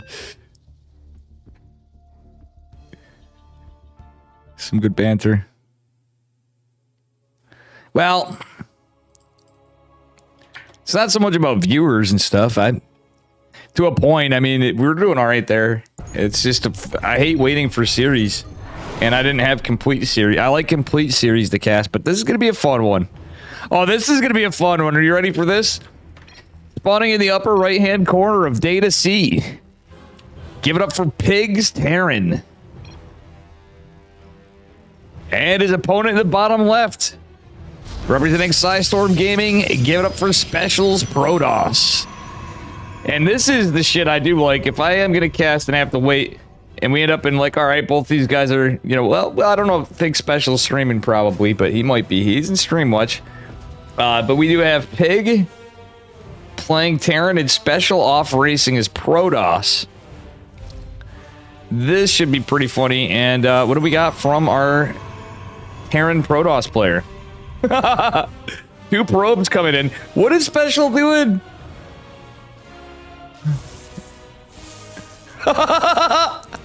What is this? He's sending 2 probes right in. I love this. I've actually thought about this with sending 3 probes. I think I did it one time against Terran. And the reason he's doing this is to try to get the... because usually Terran's going to respond with 3 SCVs. Is to try to get the barracks delayed. But he's actually... He's getting under Pig's skin. He's actually forcing some lost gas mining time. So he might prevent a Reaper. My god, my Z key was stuck. Oh my god, the SCV. The humanity. Alright, SCVs across the map. Is Pig going to gas deal? I think Pig got a little thrown off by this, is all that's happened there. Special just now getting his cybernetics core. He did lose a probe, but he's caused all sorts of chaos. What that did is it forced the Reaper not to be built because the gas mining... I'm trying to make logic of the situation, but there wasn't enough gas mining for a Reaper. I'm just gonna have to say it like it is. Yeah, that's some pretty funny shit. You don't see that every day, folks. The double probe, scout, harass, and specialist supply block. It's the Terran in him. He's going for a sentry. Question mark? Well, Pig just going on to a pretty standard build from here. He's going 1-1-1, getting a reactor, and the CC is going down. Yeah, that's actually... Oh, Special almost got the SCV, but not quite. Sentry opener from Special. I'm curious to see what his play is behind this. This is going to be strange. Certainly a meme fest. I'm now very happy we got the series. Oops. All right. Oh, Special is streaming? Yeah, well, whatever. It's still going to be a fun one to cover. And I should be more attentive to my keyboard here. Or my mouse. My hand totally slipped. Marine's going to go look out for an Adept coming across the map. It's not going to be an Adept. It's going to be a hallucinated Phoenix. Wait. Is this actually going to happen? Oh, no. Special is... Oh, not going to lose the hallucination. Very well done by paying attention to it. He wants to get all the information he can. He's going to see there's a tech lab coming down for Mr. Special. Or for Mr. Pig. I'm getting confused because Pig is playing Terran. And, yeah, there's no Widow Mine. It was just straight to a tech lab. So these 4 Marines are just going to push across the map. Pig does know that there's a sentry on the map. There's going to be a Stalker sentry. Shield battery. I don't believe... Well, it might just finish... No, I don't believe it's going to finish in time. These 5 Marines are going to hit, and there's just literally a Stalker and a sentry. Oh, he's going to lose the sentry. Very unlucky. That's 100 gas this early in the game going down for Special. And yeah, the Marine is going to get cleaned up here. Got a little bit of ping issues. Sorry, guys. Or lag. Yep, it is 0-0 Jack Diaz. Ooh, Marine going to get cleaned up here. And yeah. So there's a little bit of losses for Pig as well. 250 minerals down the tubes. Did catch a sentry, which again is pretty valuable for the gas it costs. Special forgot warp. No, he didn't forget. He's going Phoenixes. Is he going to go into Phoenix Charge? Okay, he got a third base behind this too. I was a little sloppy on that. This is definitely a wild one. So he is going to Phoenixes, and I think that was a response to the scout on the tech lab. This is all Marine tank too. Pig is getting stim. It's going to be a little bit. See how many Phoenixes Special gets out before he pushes. Usually you get 4 or 5. I think he's going to go... Yep, he's going to get his 4th, and he's going to go push out across the map. He may be able to catch some stuff before stim's done. Maybe get some workers. He's at least going to get some scouting. Maybe he's possibly going to get lucky and get a tank, but I don't think so. And third base about to finish for Special. All right. Okay, he's going to pick off a few Marines. Every Marine you get is actually pretty good because obviously Pig's postured for a push. Someone put Special on 5K for me. Yeah. Oh, man. All right. Well, Special is getting 5 worker kills too, so these Phoenixes are paying off. He's going for a proxy gate. This is like a... This is almost like something Hero would do. I kind of like this from Special. He's going into Phoenix Charge with a proxy gate. Oh, wait, the proxy isn't going to be scouted. Phoenixes are out of energy, however. So they're going to see the push, but not be able to do much about it right now. Special does have a couple gates going on at the third base location, which is kind of rough. It's one Arctosis pylon. The token Marine is going to go get some damage on these probes. Probe's going to go get pulled. Fight it Special with the pretty good micro right there. He's going to clean it up. Phoenix is going to be annoying going back, trying to buy time against Pig. And truthfully... Oh! This is a perfect opportunity for Special. He's going to get some units behind this. He doesn't get a tank. Why didn't he get the tank? All right, now... Yeah, this is going to be a little daring. There's actually, the more these units get stemmed, the better it is, because they're going to use medevac energy. But Special's going to go in for a clobbering. Oh, no, he's not. He's just defending. Look at all these zealots. This is kind of where you want to try to see where the Terran army's going and get a good concave. The scan's going to be done, and Pig is going to back the hell off. Oh, Special 1-0 Pig? I thought this was their first game. Thank you for that, Jack Diaz. Oh, okay. Thank you for that. I didn't realize the score. I apologize, chat. All right, that said, there are 7 Phoenixes coming across the map. And yeah, we'll see what happens here. Phoenix is going to debate the army back a little bit, but that doesn't really help. Oh my god, look at this tank line. That's both good and bad, because this is all charge lots. But the clumped up charge lots are both going to be a problem. But the clumped up tanks mean, no, it's not going to be a problem. The Phoenix is lifting. The Sim City from Pig's actually surprisingly pretty good. Special fighting into a choke point. But he actually is getting a lot of work done. A lot of the zealots are falling. But the SCVs aren't going to be able to repair this one siege tank. Most of the siege tanks dead, and all of the... Well, Special lost his whole army, but it's all Gateway Man. So Special is getting a 4th base behind it. Oh no, the proxy is going to be... Oh shit, they found my proxy. No, not yet. He is going to find it, though. I'm pretty sure. But Special played that in a way that it's not really going to be a tell on the proxy. Looks like Pig is just posturing out here. He is just now going to land his 3rd CC. He was able to complete it, but it was definitely a little delayed for what's going on. It's now a Marine Marauder transition, and Pig does have combat shields, just getting infantry armor, but Special is going into Psionic Storm. His 4th base is almost complete. So if Pig pushes out across the map, Special's going to have a good opportunity to kind of just come in here with Zealot reinforcements. Yeah, he's going to go try to catch some stuff on the 3rd. Or just see what's happening. We'll get some Mule.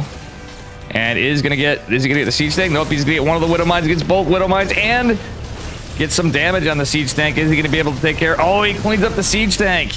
That's pretty big. That was our last siege tank. So at least Special is gonna know there's gonna be no more siege tanks. So he's gonna wait till the army gets out of position. He's retained all 5 Phoenixes. And he's gonna take up to 1-1. Just now getting a robotics facility. Ghost Academy on the way with the armory. And we do have concussive shells coming for Pig. Pig is down on workers and army supply.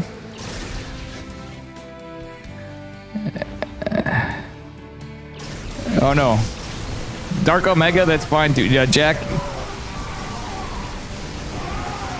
Rockwitz is another caster. That's fine. Dark Omega, I didn't know if you knew. Rockwitz is a Portuguese caster. So yeah, you feel it's okay to point that out. So you guys may not know that because of the language difference, but yeah, Rockwitz is an ESL caster. So it's totally fine. Anyway, Psionic Storm gonna land on the Marines. Oh god, 18 SCVs falling. Some juicy storms. And here come the reinforcements from Special. Special is going to push out hard here. Drop going to go in finding the gateways. But I think it's going to try to go across the map. He's going to actually have to drop. And GG. Special just overwhelms Pig.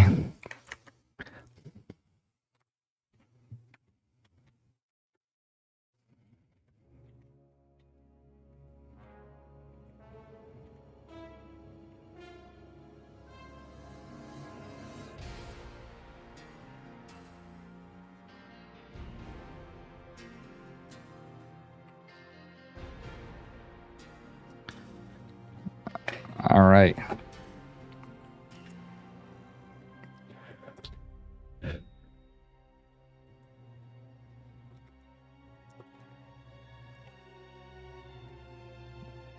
All right, so here we go. All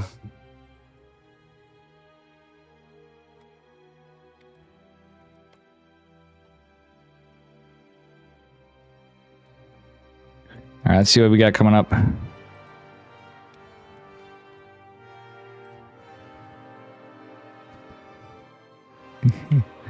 I think we scared him away, Dark Omega.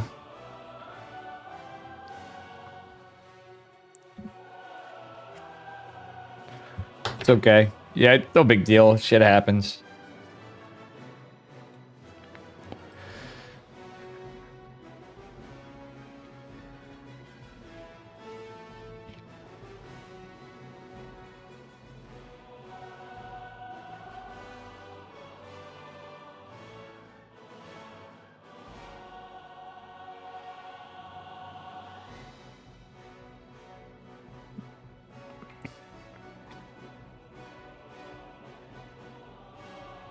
Ah, special euthermal.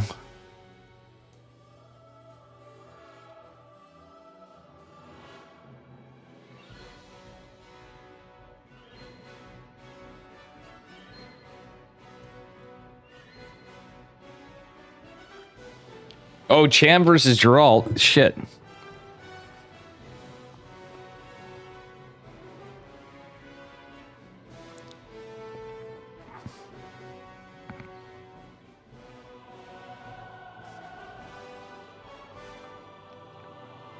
Damn, that's the thing when I just hop into shit. I thought it was a whole series. I guess I won't get a whole complete series tonight. I have to cover up to the semifinals at least. Sir Francis, you could pick other races in EPT. But Pig is a random player, of course. Special it likes playing Protoss usually for his off race. And he wanted to give Pig a chance, I think.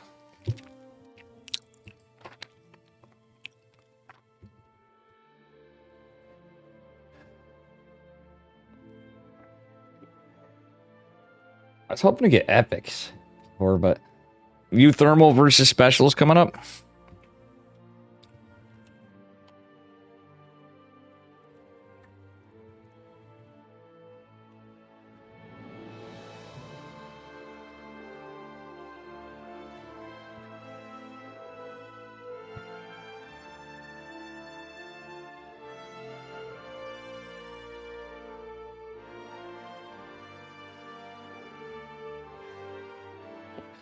Yo, Sir Francis Ball Savage, thank you for the 4 months with Prime. Thank you very much. Greatly appreciated. Man, I was really feeling the ladder. Once I start this, you're basically pot committed.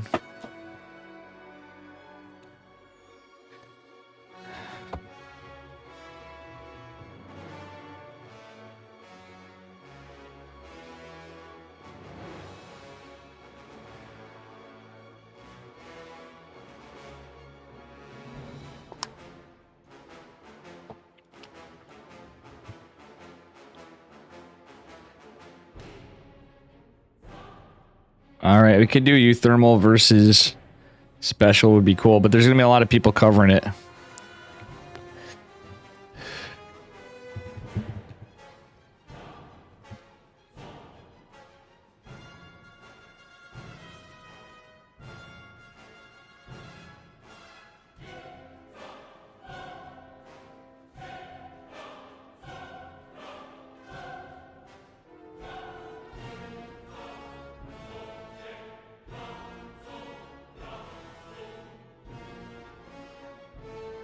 It looks like we're waiting for just a few. I got to see what's up now.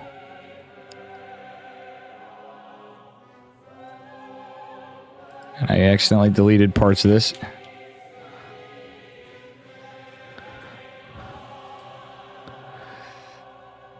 Well, I mean, Specials. I hate that, not to discredit Pig, Scuba Steve, but Special is certainly the favored player, I think, in TVZ, but the Terran, yeah, he gave him a shot on I'm playing Protoss because Specials Protoss is actually pretty good. Truthfully. But I think that was part of it. Special is a bit of a memer when he plays Protoss too.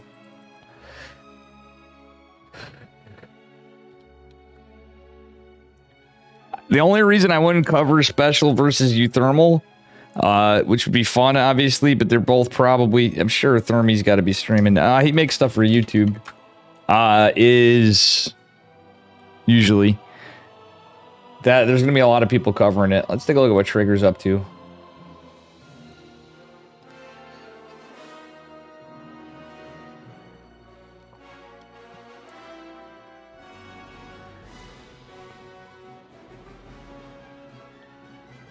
Let's see what Trigger's up to.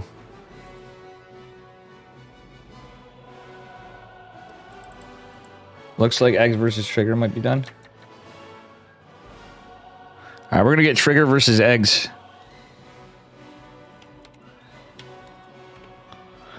We're in the GOAT Trigger. Game 2.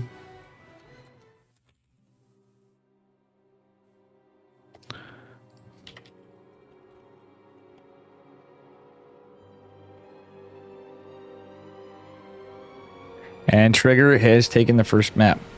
We're getting my boy Trigger.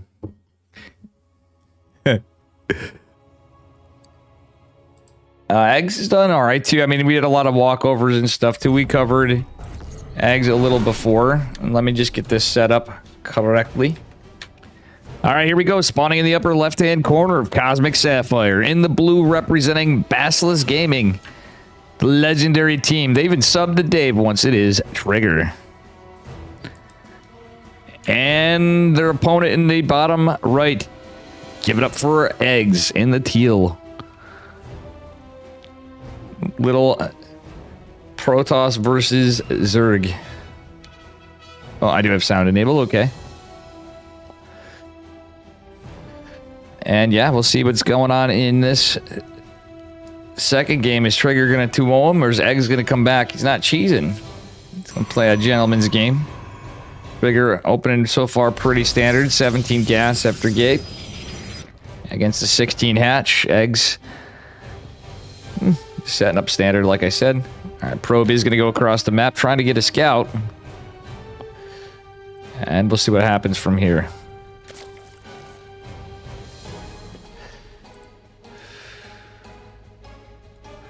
All right, little Scouterino right now. And, yeah, that said, it looks like it's going to be a 20 Nexus, 20 core from Trigger. Yeah.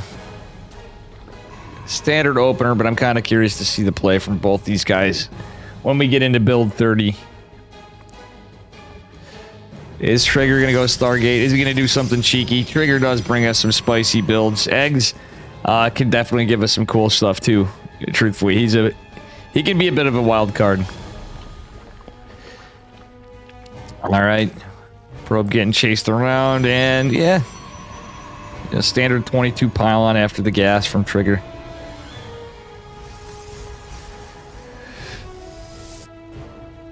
All right.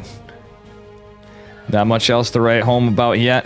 Trigger possibly going to be annoying with the probe for a bit, but the Queens and Lings are on the way. He's going to kind of hide out a little bit. Nah, he's going to patrol path. He may lose the probe, but we'll see what happens. Okay, we just got our adapt. Warp gate is going down from Trigger, so we might see some Twilight play. Anything's possible, but I'm thinking we're going to see something like Resonating Glaives. Oh, nope, it's going to be Stargate still. Okay, he is going Warp Gate into Stargate. So this actually could catch our Zerg player off guard. This is a little bit later of a hatch from... Oh, he misplaced his hatch. Poor Eggs must be a little nervous or something. Yeah, he had a little bit later of a hatch. I think the probe did get a little bit of a harass there. Eggs cheekily snuck the Lings around. He went into metabolic boost. So that's a very delayed third hatch, and it cost him some money to cancel. So realistically, 75 minerals. There's been no other trades just yet. Adept's just staying home. Stalker's going to go try to chase down an Overlord, which realistically the Overlord is... Oh, no, he's just going to make the full wall here. And Trigger's even going to return home with the probe safely. Very nice for Mr. Trigger. All right. Third hatch coming down, and we are going to have an Oracle go across the map from Trigger. And luckily, these Lings are postured right where it's going, so it's going to catch the Oracle right in path. That said, the Oracle is going to be used to defend as the probe serve. Oh, no. Nice catch from Eggs.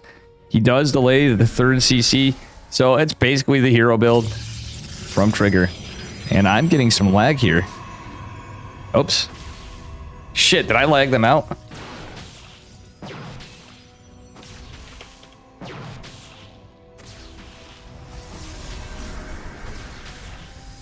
I gotta see if I lagged him. I have Trigger open. Because I'm gonna have to quit the game if I lagged him out.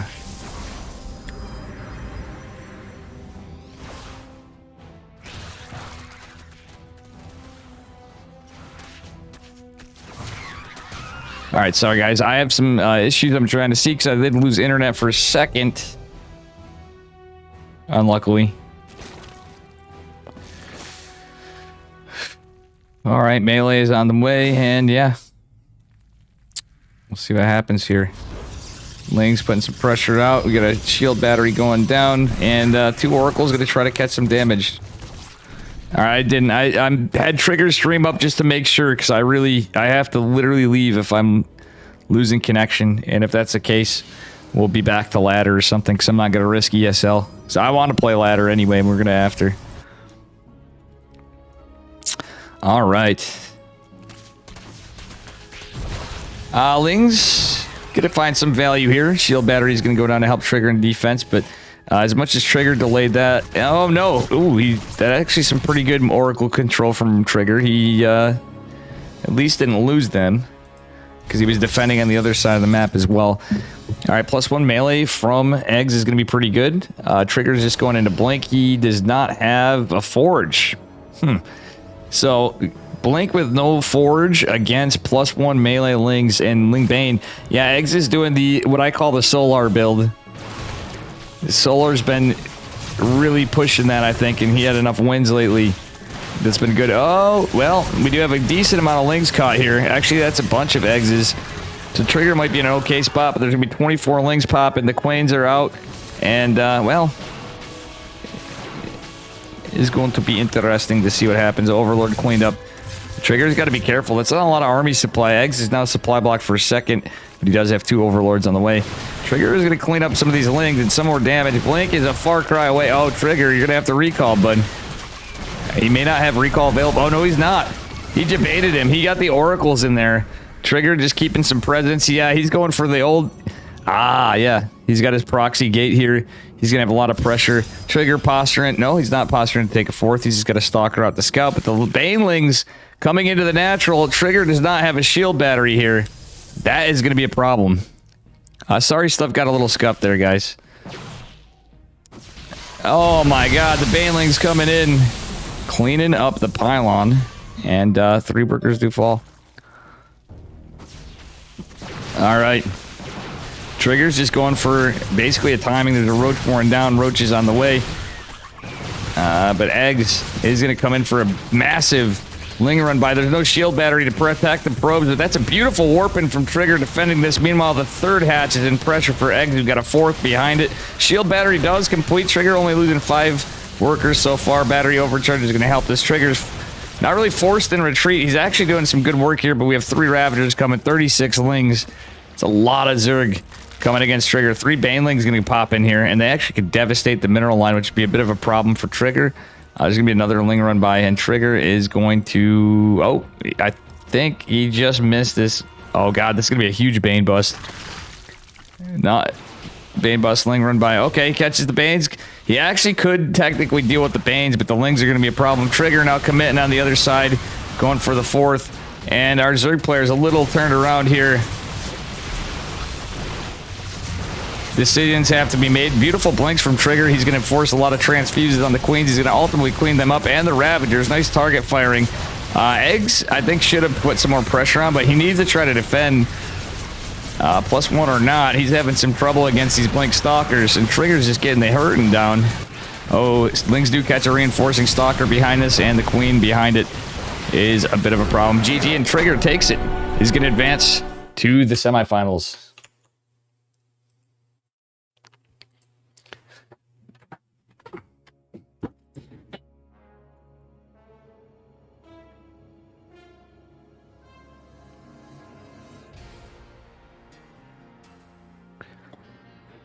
Oof. Okay, let's see what we got next. That's a 2-0 for Trigger.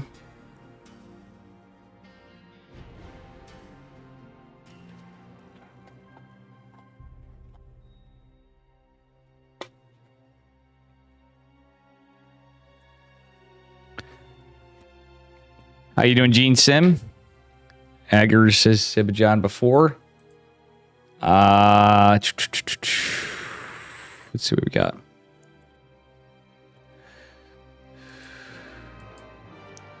So on the bracket, I think we have Trigger and Kellizer.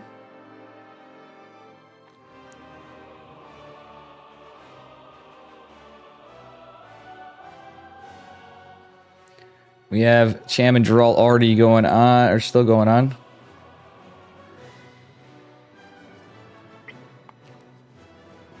I think we're doing Trigger versus Kellizer.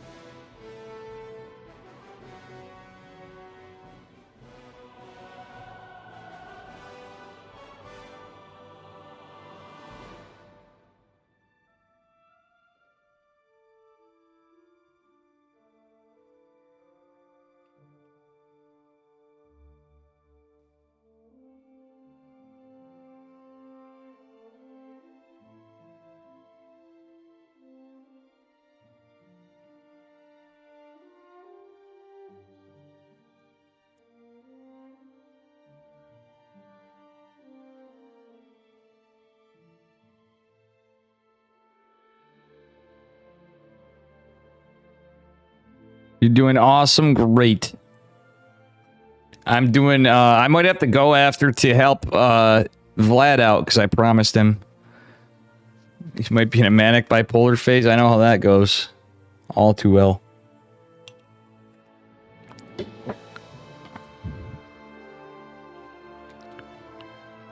All right, we're going to get Trigger versus...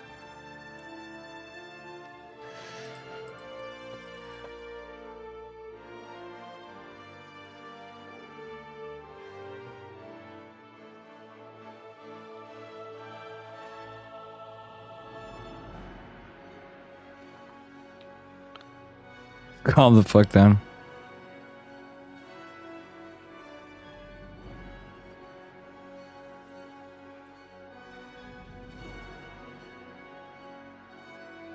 All right.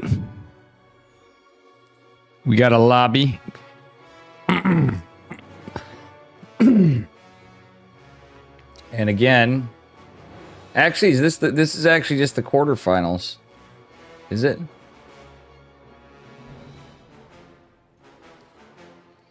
Is it? Is it? Is it? No, I don't know. Let me refresh here. I think I have 2 brackets open and I'm thrown off. Yeah, but it is the quarterfinals.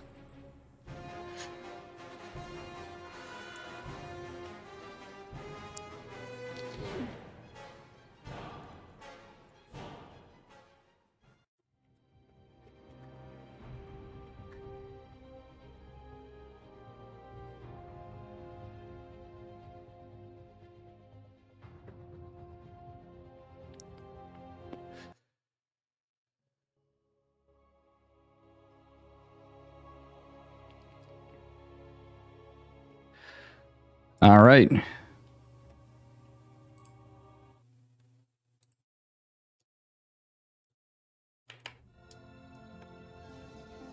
All right, spawning in the upper right-hand corner of Data C. Representing Basilisk Gaming. Oops. Sorry. Spawning in the upper right-hand corner of Data C. Representing Basilisk Gaming. It is Trigger in the blue. And his opponent in the bottom left. Give it up for our red Terran player. It is Kelezer. Oh my god, that was a bit of a mess, but that's okay. Trigger immediately sending a probe across the map. I think he's going to get a block on... He's going for an early as hell scout, or he's going to max packs. He is going to max packs here. 100%. So, very good stuff from Trigger. Okay, I am having some issues. But yeah, I think it will be going after.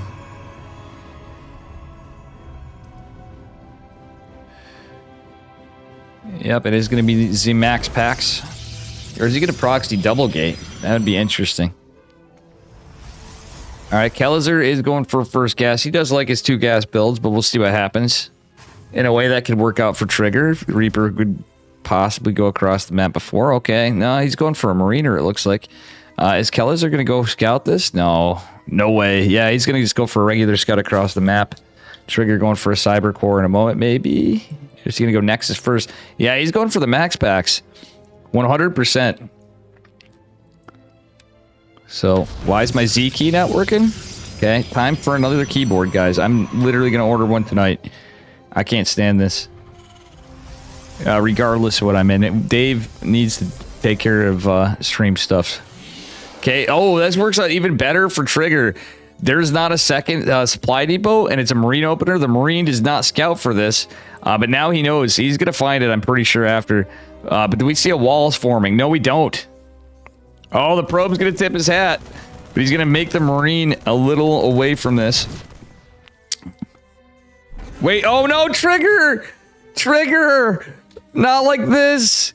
He had the Zealot down here. It forced the recall. That was going to be amazing. That would have been like game-ending damage.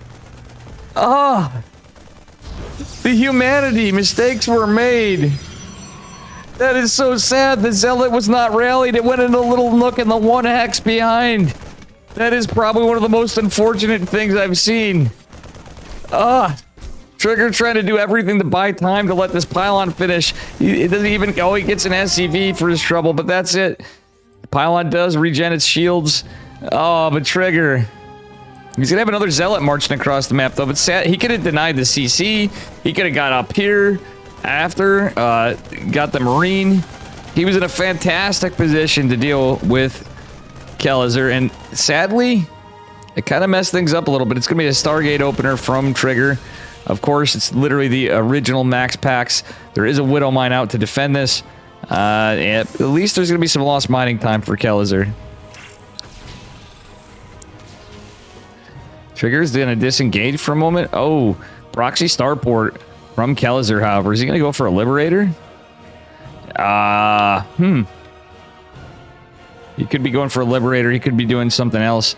Trigger's just gonna disengage here. But this is one dead gateway. That was very, very sad. There's nothing else I can say. That just broke my poor Protoss heart right there. Yeah, it's one dead pylon and one dead gateway. Oracle going to go out, but guess what? Because of the forward aggression, the Widow Mine is going to be right at the natural. Oh, Trigger, not like this as he loses this. Oh, he's going to take the... Oh, God! Trigger! Had he only microed to the top, he could have caught... Oh, God, this is so unlucky. I think Trigger might just lose this one. A Cloak Banshee. Oh, God. Does he lose his second Oracle? Oh my god, it's already going to be a little bit of a push from Kelezer going with the Widow Mine. But let's see if this Oracle gets some good damage. There's not much home to defend against this. A Cyclone on the way. The Oracle is going to find some value, for sure, which may force Kelezer to retreat, but I think he needs to keep pushing forward either way because he's got some reinforcements coming. Just 2 Marines, raid pushing across. Oracle is going to get some work, but yeah, it's not going to mess with Kelezer too much. It's going to mess with his mining. But the Cyclone's going to come soon, and he has the Cloak Banshee coming behind this. Kellizer with a kind of a weird, really early push, but it's a good timing because he knows his opponent's a little picked apart here. He's even going to take care of some production potentially. Siege Tank is going to get a couple shots off, but the Widowmine doesn't even fully help. It gets a couple probes, but the Banshee doing God's work. I think Trigger's just going to lose this. He does have a third Nexus coming down. Okay, Cloak isn't done yet, and there are a couple Stalkers, but Trigger was getting picked apart here in two directions. Will Cloak Cloaking Field did finish, and there is another Banshee coming here. Okay, another Oracle on the way for Trigger, but this is not looking good. He's somehow trying to hang on here. Army supply is like negligible. He's actually retained the pylon. So the fact that Trigger was able to keep this pylon here, god damn it, is pretty nice. Sorry guys, this is really frustrating. This keyboard's going down. But damn. How you doing, Big Shrimpin'? Thanks for casting. Well, thank you. It was not on... I like casting. It's just sometimes I'm like, it's not really... Sometimes it's not really worth if I'm not feeling or whatever because of waiting around in lobbies and shit and blah, blah, blah. All right, and Stalker's going...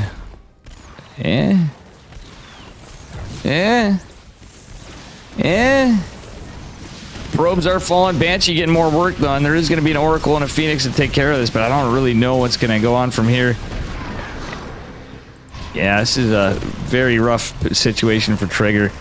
He's literally got no energy left on the Oracle, and there's a little bit of energy left on the Banshee. It's going to finish up. Phoenix is going to ultimately fall, though, to Cyclone. Yeah, Trigger has literally, like, nothing, basically. Units that can do not much against this. And Kellizer's going to keep reinforcing in little bits at a time, but he has a ton of workers. There's a third CC coming. His kind of Macron behind it. Stim and combat shields. Trigger's not really prepared to deal with anything else from that. Ooh, Oracle even going down. Yeah, this is... He's doing about as good as he can for the mistakes that happened earlier, unfortunately. And I hate to call it what it is, but those were definitely some mistakes. And a very unlucky one that could happen to literally anybody, as we saw. Cyclone does only have 7 HP. He's going to go for some kills in the mineral line, but GG's called. Kellizer taking game number 1. How you doing, Darkane, Ian? Every time I say, oh god, you think of a big squirrel in the sky, Gene Sim. That's pretty funny.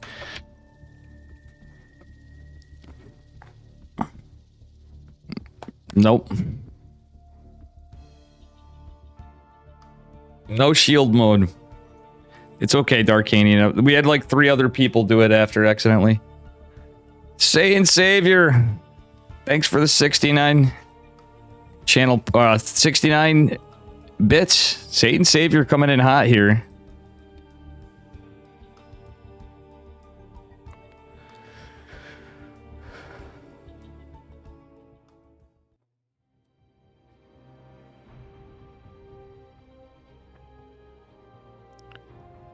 Thank you, thank you. No, don't no, Darkanian. Oh boy. How you doing, Genghis Bong? You're welcome, guys. Alright, let's see here. Well, spawning in the bottom left. Oh my gosh, even a little mistake right there, unfortunately. Representing Basilisk Gaming, give it up for Trigger. It looked like he was trying to do a double split, and it just kind of mixed up a little bit. I don't know. And his opponent in the upper right, give it up for Kellizer in the red. Our blue Protoss, Mr. Trigger Man this time. That is very sad, guys. That literally would have been game-ending damage right there. And even losing the Oracle right after the game just spiraled out of control. That was... yeah. Trigger did as much as he could. Well, we'll see what happens now. Alright, we do have a refinery and the barracks going down. It's going to be a double gas build for Kellizer. And Trigger just going for a gate scout, actually. Gate gas scout. He's just going to look for proxies again. Mommy's hurting me. Thank you again, Satan Savior. And thank you for yesterday. You donated like you did all the bits. Sadly, there is no Zerg, and yeah, I'm definitely gonna get that keyboard ordered today, buds, I should say, because I can't even zoom in appropriately. We're having some issues today. See, he's got wow, look at that. He's got the rare scuffed emote. You've donated so many bits. I gotta make a better one for tier 3. Or not tier 3 for subs. Yeah, it's time I update some shit. Anyway, probe gonna go across the map. We shall see what happens here. Alright, I think, yeah, I have a feeling Trigger might go Twilight this game. He may go for Blink play, but that could be a problem against some early aggressive Terrans. We'll see. Okay, a couple of Reapers. It's going to probably be Reaper Hellion opener. Wow.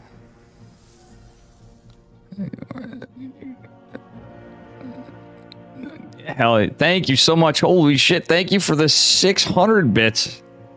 Satan Savior. I will do so. Had to pay the rent before everything. All right, Reaper is coming in. And we'll see what happens. You're welcome, guys. Cold, dark world of the internet. Darkanian. Too funny. Alright, anyway. Ooh. Reaper is going to take some damage. And, yeah, we'll see what happens from here. Low ground CC going down for Kalizer. And it is going to be a 1-1-1, of course. With the double gas opener. But nothing proxied this game. And Trigger is going into Blink. Most likely going into Blink. Okay, he's not going to complete the shade, but I think he anticipates the push comings. Why? Yeah, I got a little information. So 2 Stalkers and an Adept should be able to take care of this. Yeah, see, Trigger knows what's up. Yeah, he's going to get some good DPS on these units. Trigger going to hold this back a little bit. There's going to be a tank follow-up. Naturally, it's going to be an aggressive play from our Terran player. He's probably setting up for defense against the Blink Stalkers. Oh, the shield battery is actually going to be pretty helpful for Trigger right here. Other than keeping the probe safe, he's going to actually save the Stalker. Does take some hull damage, but that's about it. We do have a couple of Hellions chilling in the middle of the map. These 3 Reapers have yet to go down. Trigger is going to go take a 4-minute third, it looks like. Which could be dicey against this stuff. But he's got some really good defense. It pays high dividends if you can get it, but it's just going to be 2-gate Blink. And as we see a lot of times with that, when you're against some like really 2-base aggressive builds against Terran, it could be rough. But Kalizer may just be going for some more harass because he's got a Banshee coming. I'm thinking he's setting up for a push, though. We'll see. Yeah, Kalizer's looking like it. He's behind on workers, obviously, but workers won't help you too much if you don't have the army in production to deal with the rest of the push. So you have a spot. Yeah, exactly. It's you. And I think where's the any keys? The other person that have the bunch to Satan Savior. But you're definitely the bits legend. I actually should make you a VIP or something. We modded you. Whatever. There's a bunch of you guys I want to do stuff for, but we have... Alright, anyway. I'm talking about other stuff while the big push is coming. Like I said, Trigger is going to try to get a shield battery down. He's supply block for the Immortal. Blink isn't even quite done yet. It is going to finish here. He does have a couple... Oh, no, the Observers are in the line of fire. The Marines kill the other one. There's only a couple. Yeah, oh, he needs that Observer. Actually, he doesn't need it. I mean, he kept eyes on there because there's no cloak. This third base is great and all, but there's no shield battery there. This is going to be tough for Trigger to hold. The Immortal not out is going to be a problem for dealing with the tanks, and now they're able to siege. Had he been able to get a few shots off, an Immortal alone would have been great to hold this. He does have Blink available. The tanks are kind of in an awkward spot for him to engage. I think he's going to lose his third base. Kalizer has caught up on workers. Not surprisingly. Oh, and the Immortal, Big Daddy Immortal does come in and save the day. Oh, these Stalkers are going to take care of a lot of this. Banshee is targeted. And yeah, these are just unstim Marines. The Reaper being a little bit more annoying, actually, funnily enough. But we're going to have reinforcing Terran units coming behind this. Trigger's hanging on for his dear life to hold his third. Like, if he takes his third, it's basically GG from how aggressive Kellizer is. He's just rallied across the map. He's basically F2ing as well at this point. It looks like it. Yeah, he is 100% all in here. Little units trickling in. Kellizer he's not all in, but he's macroing behind it, but it's he's like basically throwing stuff away. Yeah, he's getting 2 more racks before the third CC. He's hoping to take out this third. May be able to do so. Trigger with a little bit of Miss Micro is losing some stalkers here. There's only 1 more SCV, which actually is paying some dividends from how he's cleaning this up. Now with the reinforcing tank, Trigger's in a bit of trouble. He should have got charged behind this, in my opinion. Like 100%. You want charge behind this because of tanks, and it's going to be a while before. I think he forgot. He's going in for 1-1, but no charge is going to be a problem. He does hold, and well, for now, there's just more units. You really, yeah, against this kind of crap, you really want charge, and it's mostly for the tanks and being able to reinforce quickly with a couple of units. Say you're on a cycle where you don't have enough gas. But the Blink Stalker's obviously been pretty good. It just gets tougher. He's been able to build some workers. Kellizer still just relentlessly sending units. He has been building workers. Trigger somehow be able to keep some workers alive. He's going to blink in and try to catch the Banshee. Does catch it. Couple Zealots warping in here. And Trigger is microing these probes pretty well. Okay, so he is able to keep somewhat of an economy alive, but Kellizer now has this massive amount of workers. I think he's just going to pull the boy. No? Yeah, he could take a third base. He could do either or. Kellizer has a massive army supply lead. He's going to be behind in the upgrade game if Trigger secures this. But it's not looking good for him. Kirsty Alley just died. Oof. Darkanian, that is some news for sure. But yeah, charge is just now like at the beginning stages of starting, and that may be a bit of a problem for Trigger, to say the least. I mean, I guess the only good thing is they're going to meat shield, and with no stem, it's kind of an awkward position. Marines can kite Zealots, but the Zealots actually bought time for the Stalkers to pick off some of the units. So it does work out a little bit. Trigger ekes by an observer to the side, so he sees the army. He's going for the right side base. Kellizer's keeping up that aggression, though. So Trigger with the 5 o'clock position base is pretty nice. I'm so hungry, guys. Jesus Christ. Anyway, yeah, Kellizer is just now getting his third CC. A very aggressive play, but I almost think he should have boys pulled. Trigger now has charge. He's going into 2-2. Kellizer is just now going to have stem. And that's a lot of tanks. The Banshee's going to be a little annoying. Trigger actually is getting to a point where I think with the 1-1, this army should beat this army as much as there's higher. But the SCVs. Yeah, if he jumps before the SCVs get in and target fires, he can clean up the tanks. But stem's finished. That's going to be a bit of a problem for him. He's going to retreat back to the comfort of the shield batteries.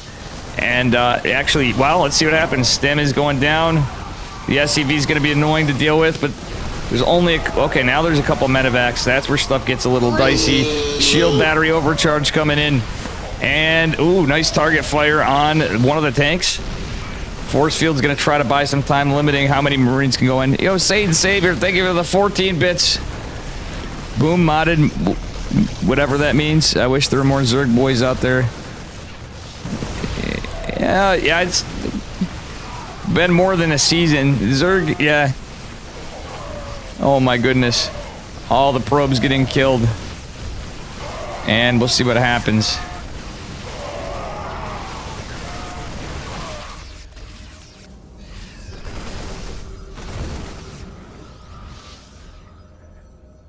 Thank you again, Sage Savior, for all the biddies today. But yeah, this engagement is looking pretty crazy. We have quite the bit lost for Mr. Trigger.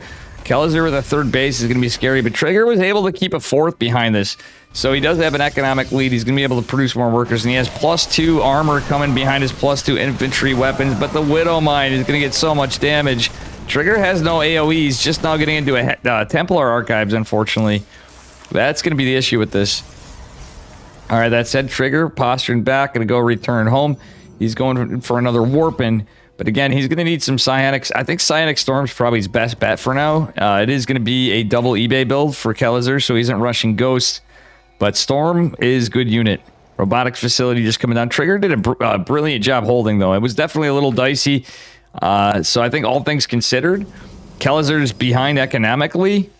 Let's take a look at the graphs, actually. The army size obviously bigger, but Trigger's held an econ lead for most of this game, despite the losses. So that actually is not just like, oh, look at Protoss. That actually was a tough situation to hold, especially from how things kind of played out. Okay, Trigger's just got a Warp Prism Rally to the side. This base is going to be scouted by the Marine. And Kellizer's just going to push. He's got Widow Mines. He's going to have 2-2 on the way. Trigger going into 3-3, but Trigger is going to have an army supply advantage. Zelly Boy's morphed into... Oh, Trigger. Okay, he's okay here. We got double Liberator production. Yeah, I'm not too surprised to see that. Okay, friendly fire from the Widow Mines, but Trigger actually splitting off the Zealots a little bit, and it's going pretty well there. Cleans up the Widow Mines, but these Marines and Marauders stemming back with all these medevacs to make this tough to deal with. There is a Widow Mine there. Oh, does not catch anything. Okay, those two Widow Mines, that was a cheeky placement of Widow Mines. I like that out of Kellizer. I don't know if that was just situational from how much was going on, but if not, that was some very, very big brain play. And, oof. The Micro battle is going on. Zealots fighting all the bio into medevacs. The Archons and Stalkers trying to kill the Liberator. Trigger was morphing, or warping in units right there, though. Okay, he's keeping aggressive. He's taking a 5th base. He's playing Gateway, man, pretty much. He's going into Immortals. +3 ground weapons going to finish. +2 infantry weapons going to finish for Kellizer. Okay, Trigger's just getting information. He's backing off. He knows he has the econ lead. He's on 9 gates. I'd like to see Trigger drop a couple more gateways when he can. Not really. He's on 67 workers. So he's not taking any more gases. He's just staying on it, but he's not really spending any money right now, too, because he's going for warp-ins after. Ooh, yeah, this is scouted. Trigger disengages. Kellizer's going to push out a little bit. Funnily enough, Trigger did catch up an army supply, though. But again, he didn't get Storm. Now there's going to be Ghost, and now there's going to be Enhanced Shockwave. So we are going to have the EMP upgrade for our Terran player. Widow Mine's going to be a bit annoying. The concussive shell making the Zealots force back a bit. You have a video for me? Oh boy. We'll see what happens. And yeah, looks like this is crazy. I think Trigger will ultimately be able to take this game, but I don't know. Kellizer's at 48 workers. He is insanely ahead in army supply. Yeah, it all depends on weapons, and Trigger doesn't have a lot of production. When you're on that many bases, I guess he's just resaturated. Even then, yeah, I don't know. He did get a little more workers, but now he's staying at 67. So he's not going for that like 80 worker push, and this base is going to be, oh my god, this is going to be really hurt for Trigger. It is a 5th, but at the same time, like, he's kind of getting there. He's going into shields with that +3. Enhanced Shockwave's going to finish here. That's going to be very rough for Trigger, losing 6 workers and a 5th base, which I needed to get into some tech or something. He doesn't have a lot of gas econ because he's still on 3 gases through this, so he's basically relying on charge lots. And after a while, you just need AoE. There's just no way around it. Even with the upgrade advantage.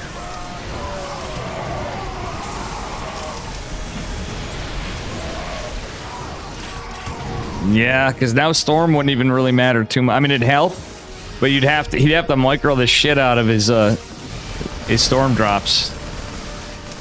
And realistically, he's really down on supply. He's trying to hang on here. Oof. Yeah, there's an armory there. Trigger can't even take out. Is Trigger gonna be ended right here? Kellizer has like 100,000 medevacs. Not really, but he actually has 14 medevacs. And yeah, this is looking really grim for Trigger. Kellizer's getting a 4th base behind it. They're even on workers. Kellizer's catching up on upgrades, but I mean the tech and everything else. You just can't deal with this army with gateway units anymore without Storms. GG. Oh, sadly, poor Mr. Trigger. does fall to Kellezer.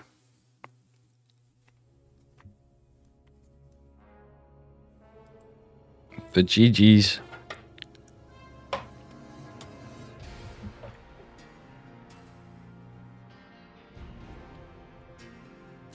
Okay.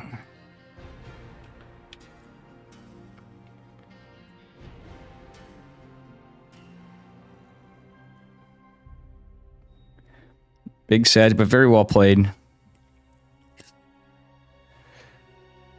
Okay, what do we got going on now? We have Kellezer advancing to his second semifinals of the day. Let me refresh me ESL page for the bracket. Future versus Kellezer, and then we have Geralt versus Special. Oh man, it's going on. All right, guys, I'm gonna take a minute.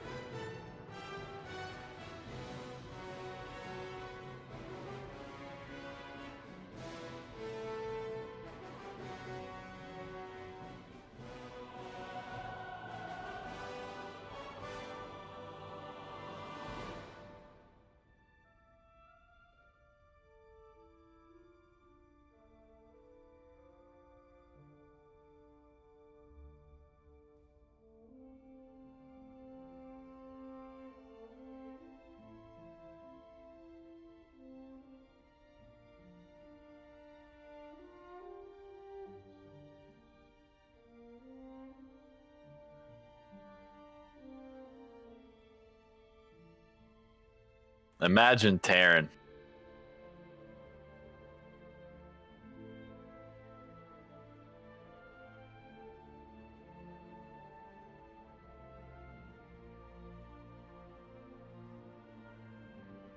Imagine Terran.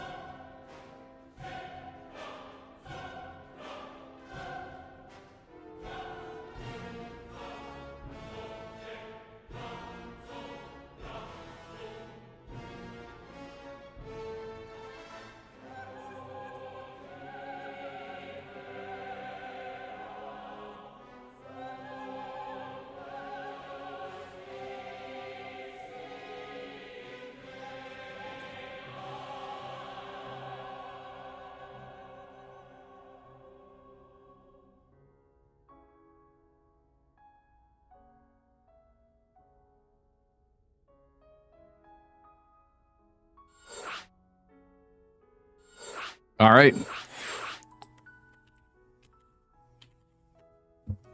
Future versus Kellizer. I wanted special draw. Jeez, I didn't even get my own team. That's all right. They waited for me. Sorry, guys. That was caveman easy. I don't think I have all my commands. Hey, what up, Yeti? Hey, guys. All right, Future versus Kellizer. And we are going on spawning in the bottom left-hand corner of Waterfall. Representing Alpha X. Give it up for Future in the yellow. And his opponent in the upper right. Give it up for Kellizer in the red. In his second semifinals of the day, by the way. Salk on these nuts. Yeah. All right. I'm officially eating something quick while I'm casting. And I promise I will order that keyboard today, Nika. Sorry, Saint Savior. And chat. Because this is getting ridiculous. I might just buy one. I don't know. Alright. This is going to be Proxy 2 Racks from Future. Kellizer. Not this game. And he is postured out to get a little scout. Oh no, actually that's the Reaper pathing. See what happens here.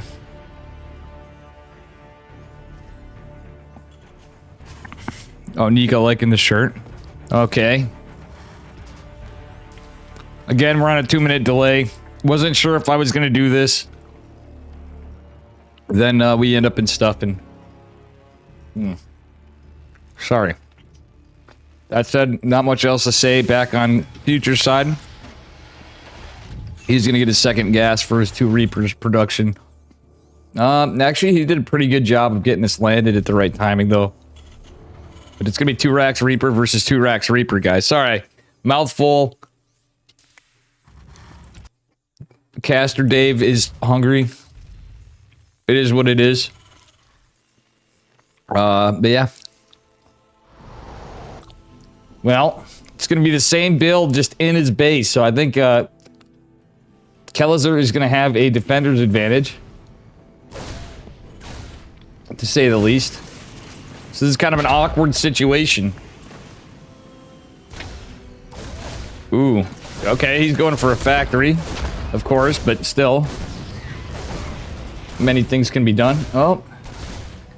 Actually, wow. Future with a great Reaper micro right there. Actually wins the fight. So he is going to have an additional Reaper. And a little bit of missed micro from Kellizer. This is definitely something. Oh my god. Future's micro is absolutely cracked. It's one thing I always got to say about him anyway, but this is some really good damage. Imagine TVT, guys. What up, Dark Omega? About chat, but this is looking. I'm talking to you guys because this is pretty early aggro. It's just a matter of couple of Reaper. Oh god. Oh, I'm getting so many internet problems today. Maybe my computer actually. So I think we will probably call it after this. I'm gonna have to take a break to help. I wanted to just ladder and stuff, but I promised Vlad I'd help him too. So, as you can see, I've not been in the biggest mood for this stuff. Alright, behind us back home, there's a starport. Future actually macroed quite well. He's got a lot of good trades. He killed 6 SCVs. Alright, he's gonna go back home with both. Okay, no, he's gonna scout this out. And I think he might even... He could really save that barracks if he wanted to. Oh, man. Actually, wow. That's pretty good stuff for Future. He is certainly being annoying to Kellizer, who's just now starting their CC. His is going to finish up, and he already has his starport. So, that said, yeah. Oh, my God. Poor Kellizer. He isn't even able to get his starport right now. here I am rambling all this time. This is actually a pretty incredible game. We do have a Cyclone coming out for Future behind it. He's going into Cloak Banshees because he understands the state of the game. A Viking would be rough for Future, but I don't think it's going to matter as much. He just needs to deny a scout at the most and, well, not throw everything away. Okay, he's going to repair the Hellions, so he's going to have full health Hellions to defend this and hopefully hide his tech. There's no supply depot in the wall either, so that's a little daring. Oh, does Kellizer get some kills? He does not. Cyclone being out is going to be pretty good for Mr. Future. Kellizer just now going into a Cyclone of his own. Has a couple Marines out. The barracks is going to be a bit of a nuisance. Actually, that barracks may help out, and with the Marine in production, just to really get under Kellizer's skin. Future's playing like a madman here. He microed his way out, but what's more impressive is the fact that he macroed as well as he did behind us. After the game. Yeah, no, I mean, I half-assed Taco, because, yeah, we'll get into that after. Alright, a lot of this stuff is cleaned up, and yeah, it's about it.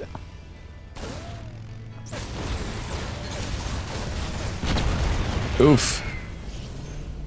Cloak Banshee coming in here, getting some work done in the natural. Oh. And, well, we do get a scan. Cloak Banshee does evade. And we do have Reapers pushing out here. Barracks is going to go down. Alright, that said, 3 Reapers making their mark across the map for Kellizer. He doesn't have anything to defend himself. He's going to have to send that Banshee back. Actually, yeah, he did get some damage done on the other side. Now the game is, it's kind of even up. There's a lot of lost mining time there. Let's take a look at the econ. The income tab, Kellizer at a moment of econ advantage. But Future does have more workers, so that's going to be very short-lived. Future's still leading an army supply a little, but it's getting pretty close. The game is equalized a little. Razor Huntsman. I'll be honest with you. I think I'm to a point where I need to get something a little better, but my recommendation is whatever keyboard I get is don't spill anything on it. So I should probably keep drinks away from my my computer. So I'm gonna have to plan everything out accordingly to that. That's my biggest keyboard problem is the fact that I have a Razer Black Widow, but I'd probably get something. I probably would have got something better otherwise. All right. Banshees are going to get some work done over here. They don't go for the siege tank. They're just going for some worker kills, which is not a bad idea. Forcing Kellizer back. Future just posturing up in defense. He's now, yeah, he's pretty well ahead. He's got his 3rd CC done. Kellizer is just now starting his. So he's going to retain his, he definitely had the better trades, I think. Yeah, for sure. He got some incredible trades earlier on, and that proxy Turax worked out quite well. Razor Huntsman, though. I just need something to get by me time, because truthfully... Yeah, I'll explain later, like I said. I don't know. Dave's kind of shot right now, because... a few other things. Alright, I'm dropping it. The Vikings are dropped, and... tanks are going to be pushing out. I don't even know what I'm saying right now, guys. I got all confused here. Not from the game, but... some other shit. Oh my god, the auto turrets are coming in clutch. That was nasty. Kellizer just destroys Future's army. Oh my god, those auto turrets just coming back hard, bringing Kellizer into the game a little more. But the Banshee behind this is going to be annoying, distracting them, and the Ravens are going to even do an extra job of allowing the Cyclones to kill that Banshee, preventing further worker damage. It does fall. Oh man, that was very well done by Kellizer for some big comeback potential. Future's economy lead is still very, very good, and Kellizer's 3rd base was really delayed. Wait, is he going for a 4? Yeah, he's going for a 4 CC, actually. So he wants to get ahead. He knows he's in a good spot for an army, so he wants to get ahead. Future has rebuilt a lot. It's forced to raise his 3rd, but his opponent may just have a base advantage after he was disadvantaged for so long. Okay, this is where it gets tough because there are a couple Cyclones out with the Ravens behind it. They do have enough for some auto turrets. But the tank positioning...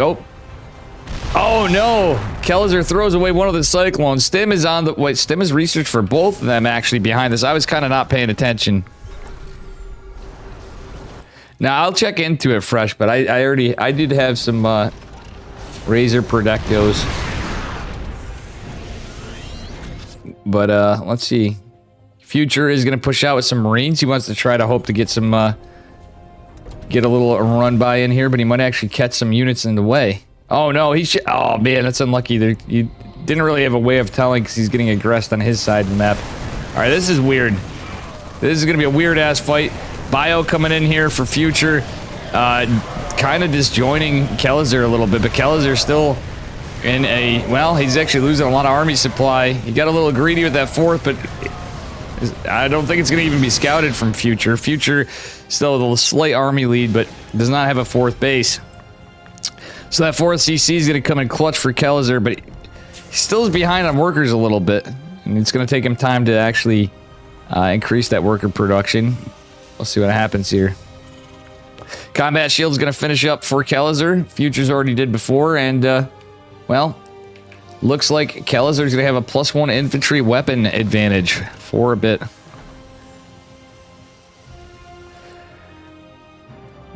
I'm not at a point for much sponsorship of shit, Dark Omega, but I appreciate the thoughts. I'm gonna buy... No, I appreciate the support. Right now, it's other stuff's going on. Anyway, 4CC is gonna go down. I guess the greed is punished. To quote the Ferengi, greed is eternal. And we're gonna see some of that as Kelliser drops another fourth.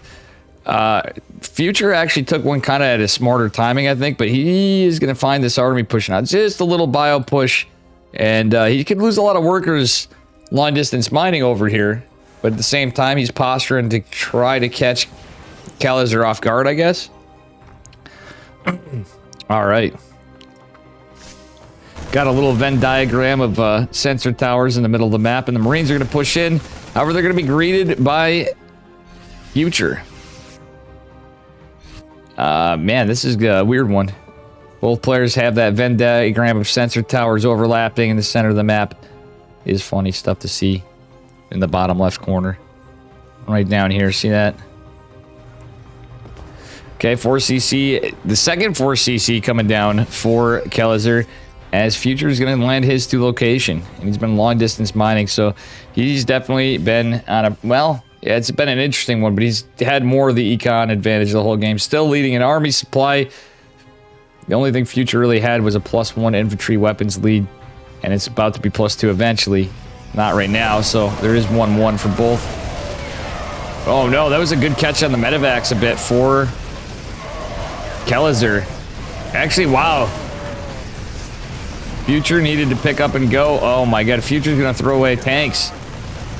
Don't want to see that. Okay, he saves one. It is pretty damaged, but ultimately is gonna retreat. Oh, look at this position from Future, though. That was his plan the whole time to try to debate the fourth. But anyway, Kelliser's going to take it at 3 o'clock instead. And I do have a sponsor. It's Sawcon. Well, that's why I'm going to go help Vlad after, too. I have Mr. Vlad. The biggest, dickest patron. He's been a good friend and a good help, as all you guys are. Oh my god, this is getting cleaned up, and siege tanks getting some good value up here. Marines putting some pressure on. We'll see what happens.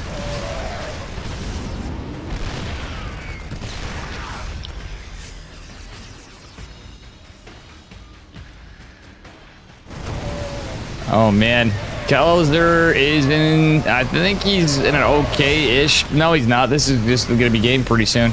Kelliser is way dead. He's got some good defenders advantage on the high ground to the third, but nah. Future's already mining on his fourth. And, yeah.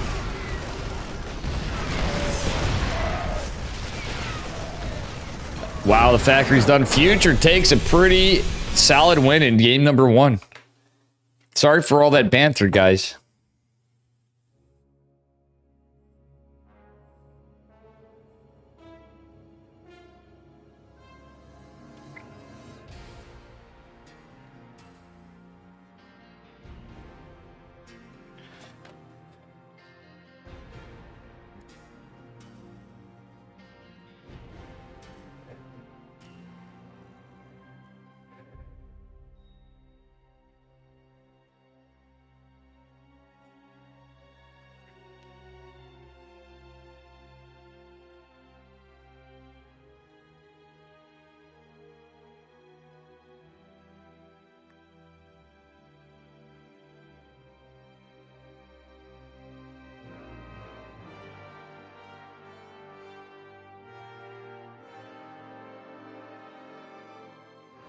All right, we got game number 2.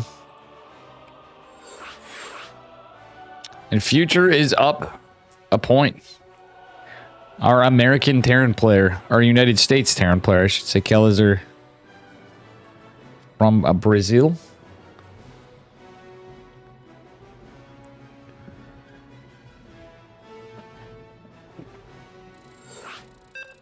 All right, let's see what we got for game number 2. We're going to have a 3-game semifinals or not. Guys, if it's okay, I think I'm probably going to... Well, we'll see what happens here. I'm probably going to take a break in a bit. I got to see the timing's kind of weird in what I had here.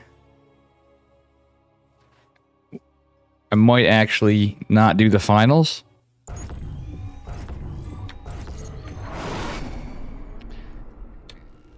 But we'll see.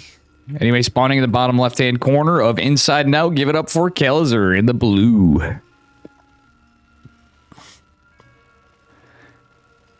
And his opponent in the upper right, representing Alpha X, it is Future, who is up a point in game number 2 in the yellow. Coming in hot with those proxy racks, still bringing us a game. That was certainly something. Some impressive Reaper micro. Got a little sloppy there for a while, but Future ultimately secured his lead. Nonetheless, Kellizer playing pretty well. Yeah, it's looking nothing too much to write about yet for anything cheeky. A very standard TVT opener from both players. And you know, that's about it. Okay, Future, or Kellizer rather, looking for a scout. He might look for proxy racks. Yeah, he is. Alright, we'll see what we got going on here from Future.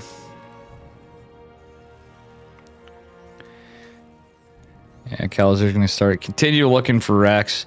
Smart man. And then he's going to go check the other side of the map. Kellizer rather, Future. Looks like he's going for a low ground CC. No, he's not. He's just looking around scouting. You might be able to deny a scout on the SCV, though. With the supply depot, if he sees it in time. Is he going to do it? No. Kellizer knows not to waste time. Because that Reaper's coming. Alright, anyway. Yeah, very standard opener. Reaper versus Reaper. Oh, they're both actually kind of sending him out on the map. That's, funnily enough. But Future's using his as a scout more. So he just waited for a Reaper scout, looking for proxies. He's like, all right, let's just see. SCV and Reaper's pretty interesting. Second Reaper going to pop here in a second. But this is going to be enough to deny the CC, I think. Yes, it will. The SCV is going down. However, that Reaper is going down as well. So it did buy Kellizer some time here. And it's going to, funnily enough, work out in his favor quite a bit. Going to be Reapers and Hellions for Future for a little bit. And we'll probably see... Okay. More of the same here from Kellizer as well. It's going to be a 1-1-1. The game's pretty even right now. Do the final... Well, the thing is, I might go help Vlad. He only has... I've not helped this guy in a long time, and he's supported me a lot. And I do plan on streaming after, too. But we'll see. I have to also get my garbage out, so I don't know. We'll see what happens, how things play out. I was kind of hoping to catch the Geralt side. I guess this is alright.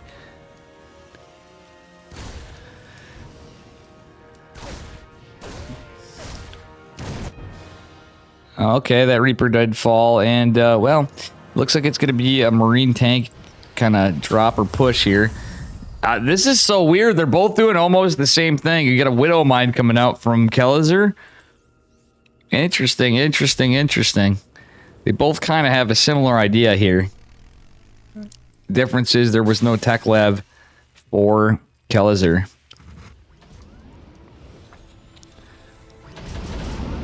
Oh. This is scouted. This is going to be pretty spicy. Oh, yep. All right, we do have a Cyclone coming out for Future. He's getting out some more Marines. Gonna have a drop versus a drop. This is gonna be 2 Hellions and 4 Marines, but we got a Siege Tank and 4 Marines for Future. Cyclone on its way for Kellizer. There are 4 Marines right here. Got some high ground, but let's see what happens. The Hellions. Oof, that one Hellion is all that was there to defend for a minute. And boys are going to have to be pulled into 2 Hellions and a bunch of Marines. Medevac, though, is getting targeted by the Cyclone, and the Marines are going to help finish the job. Meanwhile, the Siege Tank position from Future is pretty good. All right, Future's going to just kind of jet down to the low ground. Doesn't kill off the Marines, but they're pretty injured. There is a Medevac, of course, into play here. It's going to try to return home. And behind us, the one Reaper. What? Future ultimately killing it with... That is hilarious. That one Reaper actually got more work done than it probably should have. Auto turret's going to be annoying. Medevac's going to help to fight it. Oh, the tank wasn't target fired. That was actually going okay for our yellow Terran player. Problem... Okay. This is going a little better than it could have for Mr. Fuchs, but unfortunately, he doesn't get secure as good of a lead as he'd hoped. All right, Cyclone's out. Auto turret is going to get the work done. Oh, is going to kite. Oh my god, it killed the Raven. Or what was that that died, actually? What am I saying? Yeah, that was the Raven. That is very unlucky for Future. Very early death of the Raven. Some Banshees are being produced for Kellizer. And another Raven coming behind it for Future. Looks like we got some Siege Tank reinforcements coming. And yeah, but still the tank battle was pretty good for Future right there. He could actually... Okay, now he's going to disengage a bit. He's forced to the lift, and this CC's on fire. Future now with a big lead, going to take a 3rd CC behind this, as we see up here. And this orbital command center looks like it's in trouble. There is... I'm sorry, yeah. Wow, this is weird. They got Banshees and Ravens on both sides, the front. This Siege Tank's in trouble, though, and the Marines even going to get clobbered by the tank. But the natural going down means Kellizer's in a lot of trouble. He is in massive trouble. Future is just now insanely ahead this game. 2 Cloak Banshees, not Cloaks, just 2 Banshees going to push out. Trying to get some units on the way, and we'll do so. They're going to get a couple of Marines at least. But we got Viking production from Future. Man, yeah, Future's been killing it. Kellizer's been playing really well today, and again, it's his 2nd semifinals of the day. But this could be over pretty quickly, I think. It's TVT, so... We have Stem coming for Future as well, which is going to be very nice for him. But already getting some Vikings out means he's going to have a little bit of an air superiority lead. Yeah. Okay, 3rd CC going down for Kellizer as well. He sees the 3 CCs from Future. But I just don't really... It'd take a pretty big throw at this point, I think, for Future to lose this. All right, that said... Well... Not a whole lot going on the other side of the map just yet. We shall see what happens. And, yeah. 3rd CC as completed for Future, the orbital rather. And he's already mining there. Kellizer's going to try to reclaim this. But, I don't know. I guess it is possible for Kellizer to get back in, but... It's definitely a weird game. Future even getting more worker kills. He's just securing his lead anywhere he can, throwing away the Banshees. Like, I don't really care about the Banshees anymore at this point. Only has 1 Raven, though. Let's actually take a look. Yeah, it's 1 Raven to 1 Raven. But the Viking count going to be a little higher for Future. All right, what do we got going on? A Banshee from Kellizer on each side. Oh, Vikings just... Okay, they do catch it. One of the Banshees is going to go down this other one. He's going to get some worker kills. Future is going to stem. He's going to see that it's not a Cloak Banshee, and he's going to be able to take that out with the Vikings, potentially. Kellizer's going to probably try to just kind of move it back to the other side of the map. Third CC completing for Kelzer just now. And a fourth going down for Future. He wants to secure his lead. Went ahead, stay ahead, right? And we'll see what happens from here. All right, there's a decent Viking hit squad from Kelzer. He's looking for drops, and we'll see what happens here. That catch in the orbital earlier is absolutely massive for Future, who's now going to be on 1-1 too. So his bio is just going to be super strong now at this point. He's even got combat shield started, so somewhere in this fight he's going to be able to do this. Oh, he's trying to pick up, but there's a lot of Vikings. Okay. He is going to drop some of these off, but oh no, does Future throw this? Future's losing a lot of that bio that he spent all this time trying to get upgrades for. Auto turret's going to come in clutch in the fight, and the Viking lead is still in favor of Future for a minute, but there's a lot of tanks for Kelzer. That said, we're going to see a tank. Oh no, that's not the best tank positioning. Bada bing, bada boom. He still saves it. And the Vikings even able to defend the siege tanks from there. Fourth base finishing up for Future behind this as he gets into vehicle weapons, combat shields finishing up, and he's just going to gather troops behind this. Yeah, he's basically, we had to see some kind of Kelzer YOLO move, but he's got to defend and get some damage done. Okay, decent Viking shot. He's kind of doubled down on Vikings. Is going to move his third CC down to the 6 o'clock position so he can get some mining done, but that's really going to hurt him because Future's just going to take his 12 o'clock position base. So this is not looking too great for Kelzer as the clock's ticking, as we expected. GG. Future takes it. He's advancing to the finals of EPT Americas.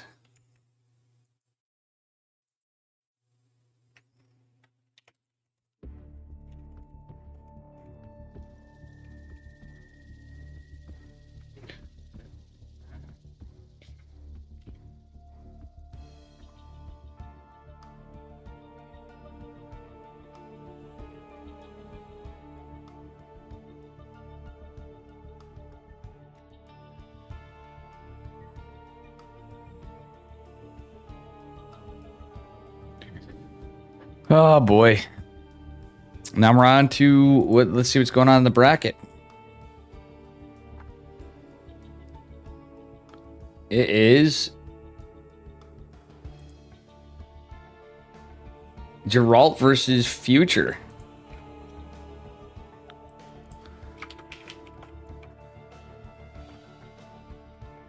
And I'm going to take a break.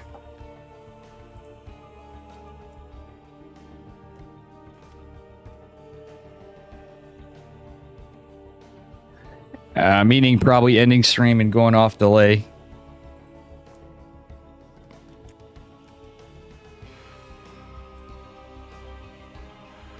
Did I ruin this for you guys? Shit.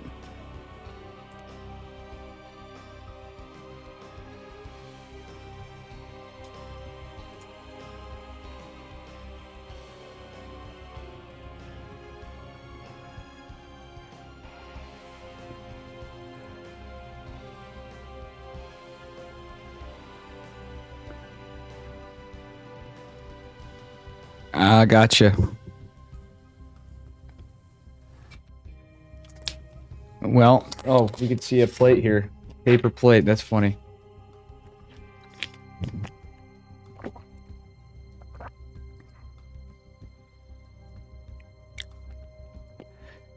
And I gotta get garbage out and stuff too after. Yeah, I don't know. Oof.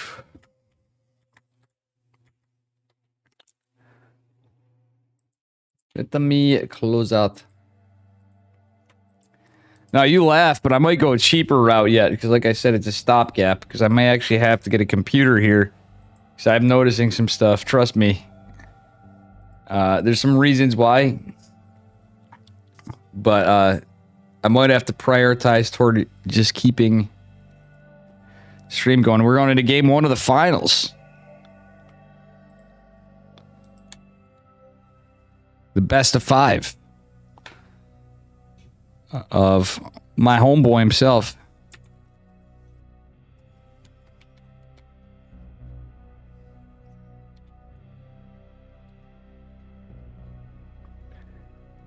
So the last matches, the semifinalists and the finalists all are going to get some moolah.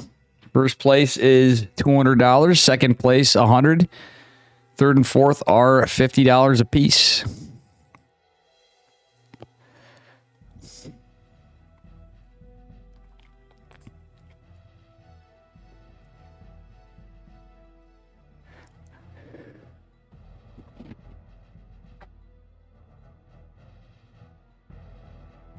You're taking a big reflection on things right now, Fisherman. Yeah, I got you with the. In hindsight, I mean, I always like casting. Don't get me wrong. I've just been putting a lot of times where I've dropped everything for tournaments and covered things at the last second, where it's literally cut into my life. Where right now I need to get back to. I need to take care of business this week, in the next couple weeks, and then after we're gonna get ready toward Jobby. But I will say. The future's looking good for Dave's stream continuing with new job even. I'm it's going to take little bits of time. This could work out really well. We'll put it that way. So we're going to have a new and improved Dave. Well, not really, just back to a less stressed out Dave. And we are in the finals. It is a best of 5. Anyway, spawning in the upper left-hand corner. Give it up to our Geralt from Psystorm Gaming in the blue. And his opponent in the bottom right, give it up for Future from Alpha X. It's not that. I have so much garbage to get out. You guys don't understand. My brother who lives above me, and we have like the same containers. I'm gonna get another fucking garbage can for recyclables, because every week I've been trying to get rid of this stuff. Or I was away at Atlanta and stuff and got back late. So some things, boxes and stuff piled up. And then the base came in like 9,000 boxes. All right, looks like a pretty standard opener for both. Geralt going for a Gateway Scout. Future, we'll see what he does. He might do something extra cheeky. He's got some pretty cheeky anti-Protoss builds, if you will. It is a double gas and probe just crossing the map. But yeah, double gas opener from Future. As I'm sure everybody expects right now out of our Terran players, especially North American Terran players. But really, they're all doing it. Oh, he is doing something cheeky. Oh, didn't raise the supply depot. Well, did now. Okay, Geralt. Kind of SimCity in this up a bit. And, yeah. He is going double gate. Oh, I like this. Geralt's going double gate. All right, so yeah, this is kind of what's becoming the meta a little bit, and especially at a map like this too. I like this out of Geralt. So kind of like how I'm proxy gating. This still puts you in a spot where you can take a Nexus at a good time. A lot of people have been talking about this lately. I'm kind of like just I don't know. It's why I really wasn't feeling mentally ready for cast tonight, to be honest with you. That's what it is, because there's a lot on my mind right now. And at ladder, I'd just be like, yeah, I can go take a break. Yeah, I do work in our IT. Okay, it's gonna be a double adept opener from Geralt because of how things played out economically. A Reaper is still gonna find its way in a little earlier, but these adepts are gonna come out, and 2 adepts are gonna be pretty good. Geralt with some decent micro, but it looks like he may lose a probe. Yeah, he's gonna definitely lose. Oh, wait, what? Okay, he's lost some mining time, but still, with the probe, that's great. Look at the micro from Geralt. Geralt has absolutely cornered this Reaper. Behind it is going to be a Hellion follow-up for now. Let's see what Future's play is otherwise. Probably just going to be a Widow Mine drop, but who knows? These days, it's tough to say. Okay, Geralt's going to push across with the 2 adepts. It is going to be a low-ground ZC follow-up for Future. It's going to be more adepts for Geralt. He's going for 2 more adept pressure, so he's going 4 adept pressure. I kind of like this. The 2 adepts are going to catch the Hellion and force him around. Hellion's going to go back, but there's going to be 2 more defensive. Yo, this is hella cool. This is hella cool. I like this out of Geralt. He does delay the CC. That's pretty big, but he's getting a little greedy. He could just send 1. I actually wouldn't have hated it if he just sent 1 back. Hellion is not going to find much value here. That adept is going to chase it down and ultimately get the kill soon. A probe could finish this Hellion off. It just, oh, look at even the RNG there. Hellion does absolutely nothing. The Adepts just doing God's work. Geralt getting his Twilight Council down. Robo on the way. It is going to be an armory build, so he's probably going to go into Blink. And actually, this is going to be a good time to go into Blink, but the Widow... Okay, no, it's just the debate on the Widow Mine. Causing some damage to the CC is going to be annoying. Marines coming in with the medevac. Widow Mine's going for a drop.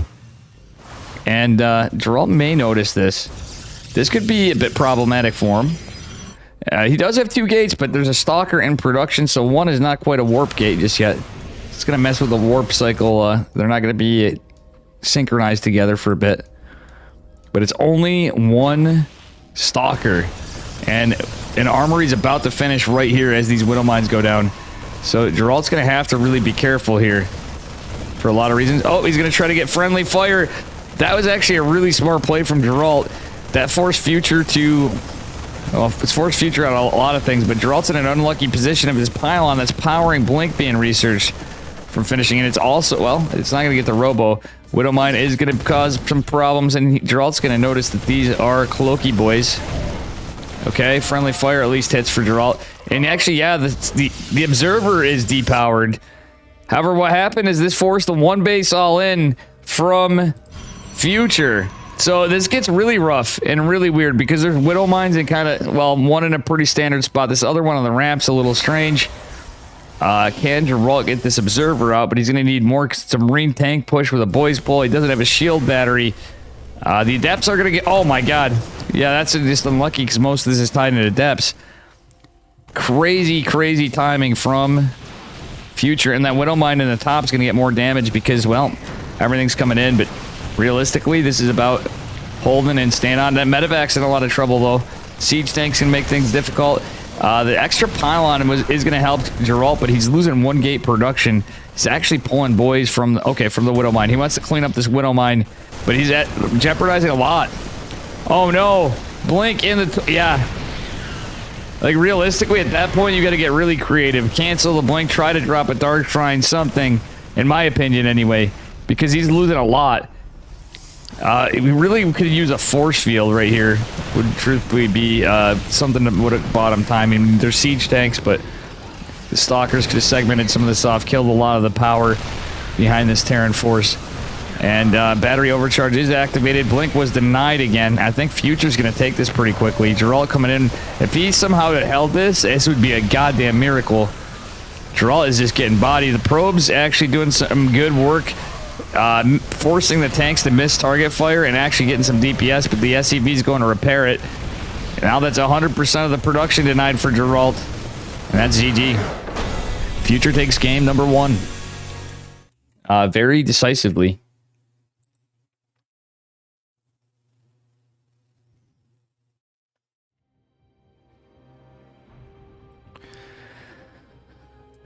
Dave stream stalks. Okay, now I see. I didn't realize the emote. I was kind of blinking over at it. I'm like, man.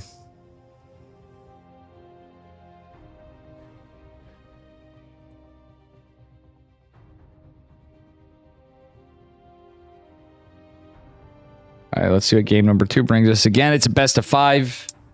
It's the finals.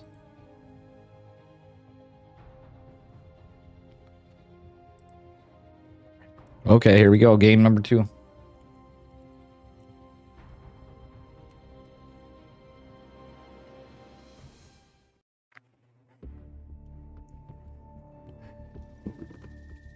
All right. We're going on to game 2.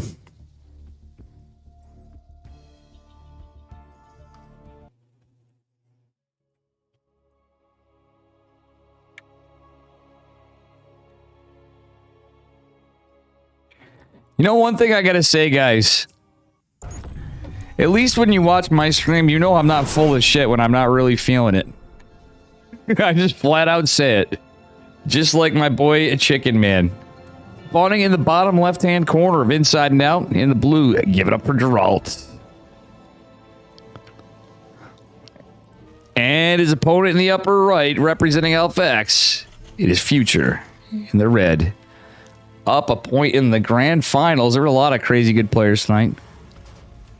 Kind of interesting, though. We didn't have... I think tonight was different because we didn't have, like, Solar and Bion and Max Pax or We saw Hero Marine that one time when he was in the Americas. We've seen Lambo. We've seen a lot of different players in the Americas games recently. So let's see what happens here. Actually, you know what, guys? While this is starting up, this is going to be a double gas for our Terran player. Geralt may open similarly, but I don't know what's going to happen here for sure. None of us do. I'm going to update this to say finals. It is going to be a double gate again from Geralt. And I think the issue was, had his Twilight been up there, he could have had Blink. There was a few things, but that was just a very, very aggressive play from Future. Certainly causing some stuff.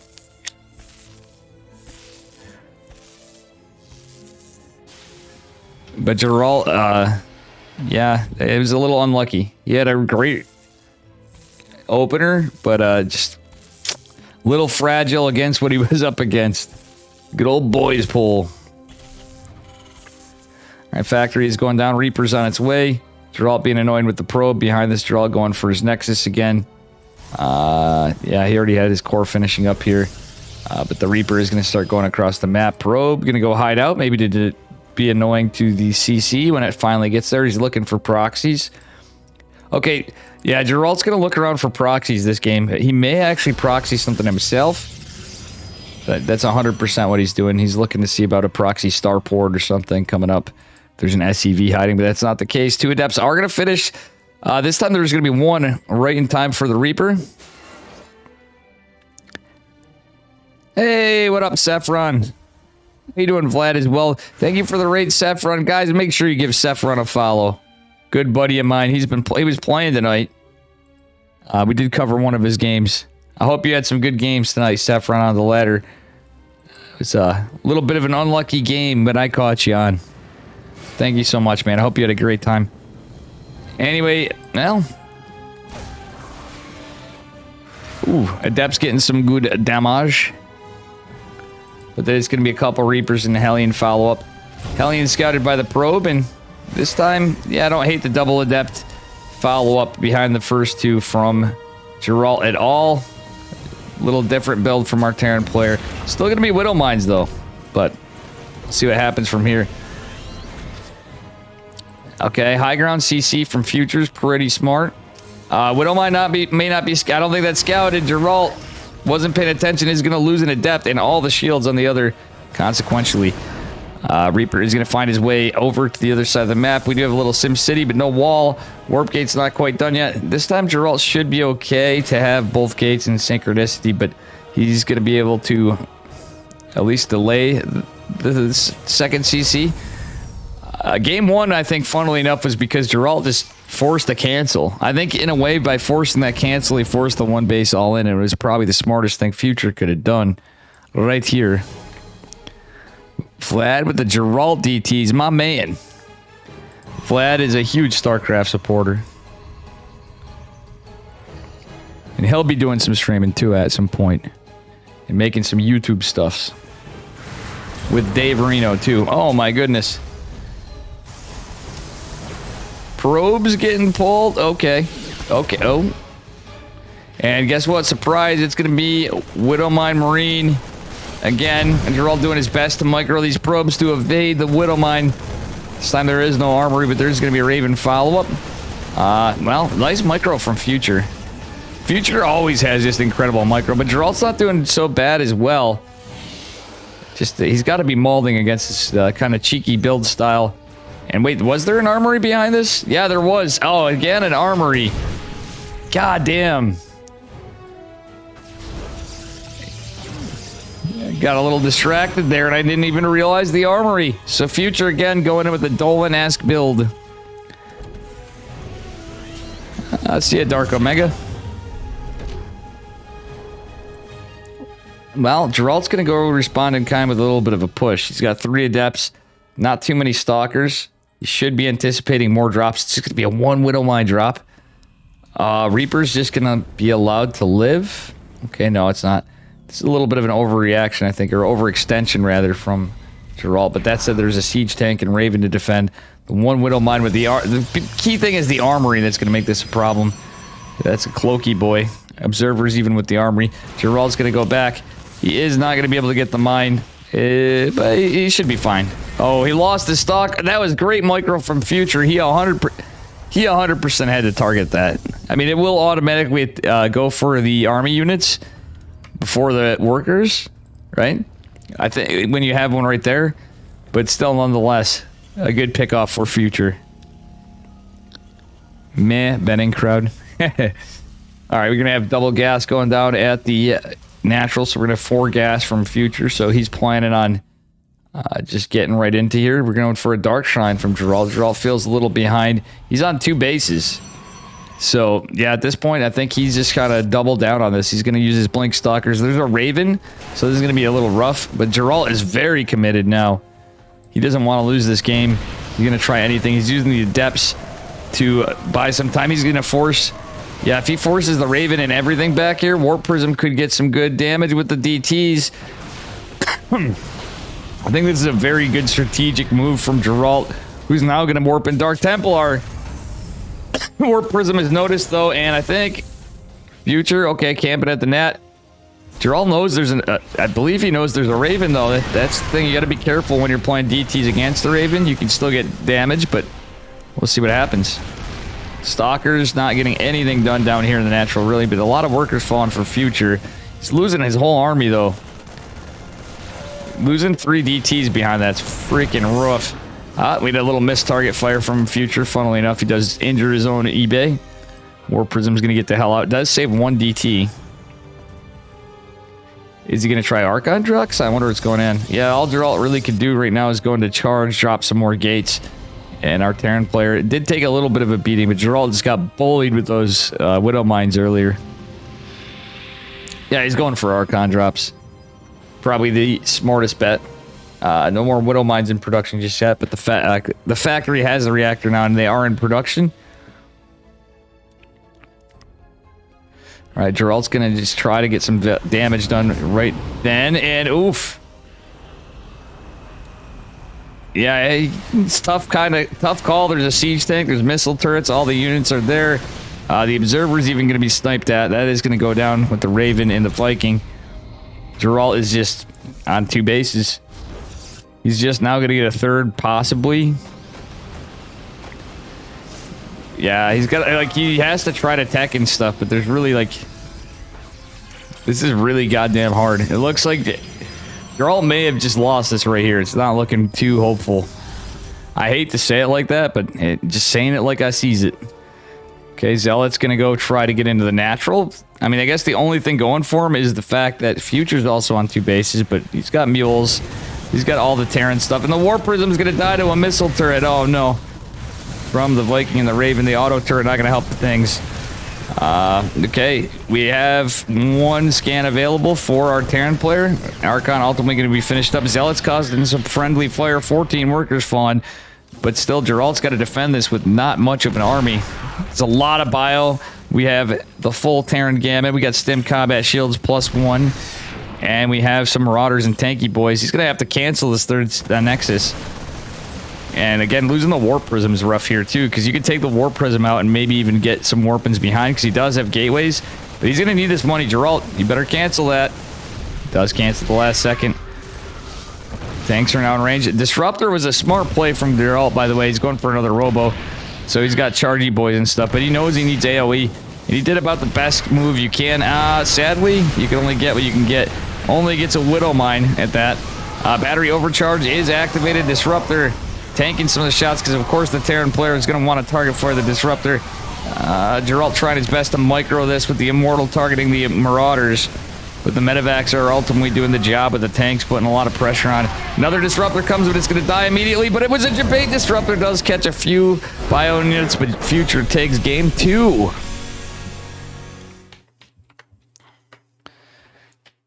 Well played by Future. And if Future takes it, it's going to be a clean sweep 3-0 across the board. I'm going to do a shout out to Saffron again for the thank you for the raid.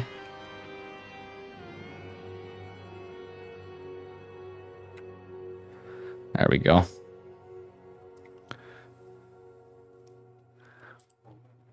Okay. Could be the last match. Geralt's going to have to win 3 games in order to... and take us to game number 5 in order to win.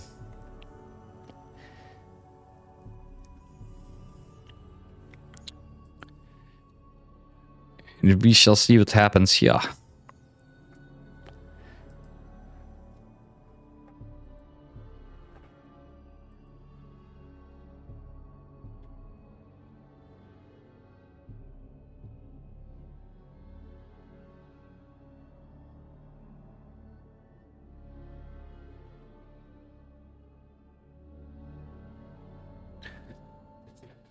All right.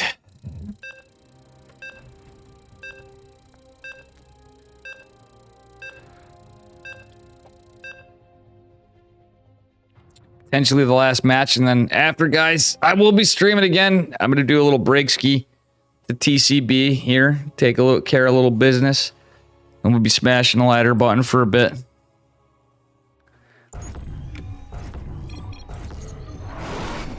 All right, here we are. Spawning in the upper left-hand corner, representing Psystorm Gaming. Give it up for our blue Protoss. It is Geralt. Who no longer has the sick mustache, but still a Chad. Anyways, opponent in the upper right. It is Alpha X's Future in the yellow. All right, let's see what we got going on here. No proxy access yet from Future or anything, but probably going to see a double gas opener again. We're going to see the same. Are we going to see the same kind of stuff? I am wondering. Gate scout so far from Geralt. Future. Yeah, he's got to be going double gas again. I mean, if he opened up like 3 racks or something and hit it, that would be a good debate as well. But this is a good 4-gate blink map. But so far, everything Future's been doing is way earlier. Okay, he's opening with 2 racks. Is he gonna go like... Wait. I kind of like this from Future. This is definitely going to be something aggressive, but we'll see if he actually does go 2 racks Reaper. Is it going to be a 2-on-1? Is it going to be a cheekier 2-on-1 like OG style on 1 base? Future with the cheeky builds. Geralt is just opening 1 gate core expand. Okay, so it's going to be Marine first. Geralt's got to be pretty tired right now, too, though. It is extremely late in Poland right now. So, by the way, guys, Geralt, those of you that don't know him, is an incredibly good Polish Protoss. He and Christianer, and we got a bunch of good Polish Protoss, but he is certainly one of the best, if not the best of Poland. But this is the Americas, so quite late for him right now. Oh, we got a proxy gate. This is a little sus, but guess what? That was like Obi-Wan Kenobi not getting spotted by the stormtroopers in the Death Star. That probe just barely managed to hide this. Marine's gonna go across the map now, maybe? Wait, he's just sending 2 Reapers down here. What was it that made people... Okay. He's trying to hide this a bit. Stalker is out. We'll see the 2 Reapers before they're on the high ground at least. 2 Reapers are going to beat that fight. Marine coming in here actually could make a difference in a fight, as funny as it is. The early aggression in weird ways from these guys nowadays. I'm telling you, it's going to be a Stargate opener from Geralt, but it's a proxy Stargate. And funnily enough, this is 3 racks, so... Right, look, yeah. It is a 3 racks opener. I called it. I think that's a smart play from Future. It can be pretty good against Stargate plays, but we'll see. An Oracle can get a lot done. Especially now that 2 Reapers were the first unit, so Marines make a huge difference here because it's the only thing that's going to shoot up. And Future is going to take the pocket base. Vlad the 4th, good job, Dave. Hydrate, I will hydrate for you right now. Stargate going to finish up rather. Stim is going to be done really quickly though, but with all the tech labs and add-ons, it's going to delay Marine production a little bit. There is 3 Marines being produced at a time, however. Now the 4th coming as well. So I think Future should be okay with defense because that's a fast stim. That is a damn fast stim. Yeah, this could be a... I'm not really sure in this case, but it could be a little build order counter, if you know what I'm saying. Well, Geralt gonna get some damage on one of the Marines. Or first Oracle is coming out. I think Geralt's just gonna go into one Oracle. And the problem with this is, I mean, Oracles are great because you get vision, but if you're only gonna use the Stargate for an Oracle, just one Oracle, you're really dependent on it to do a hell of a lot. Okay, Adepts, do get a shade in. They want to scout this out. They confirm the 3 racks, even though I'm pretty sure the Oracle saw that. I love the splits on the Adept shades. He actually cancels one. Is going to get a couple workers and distract his opponent.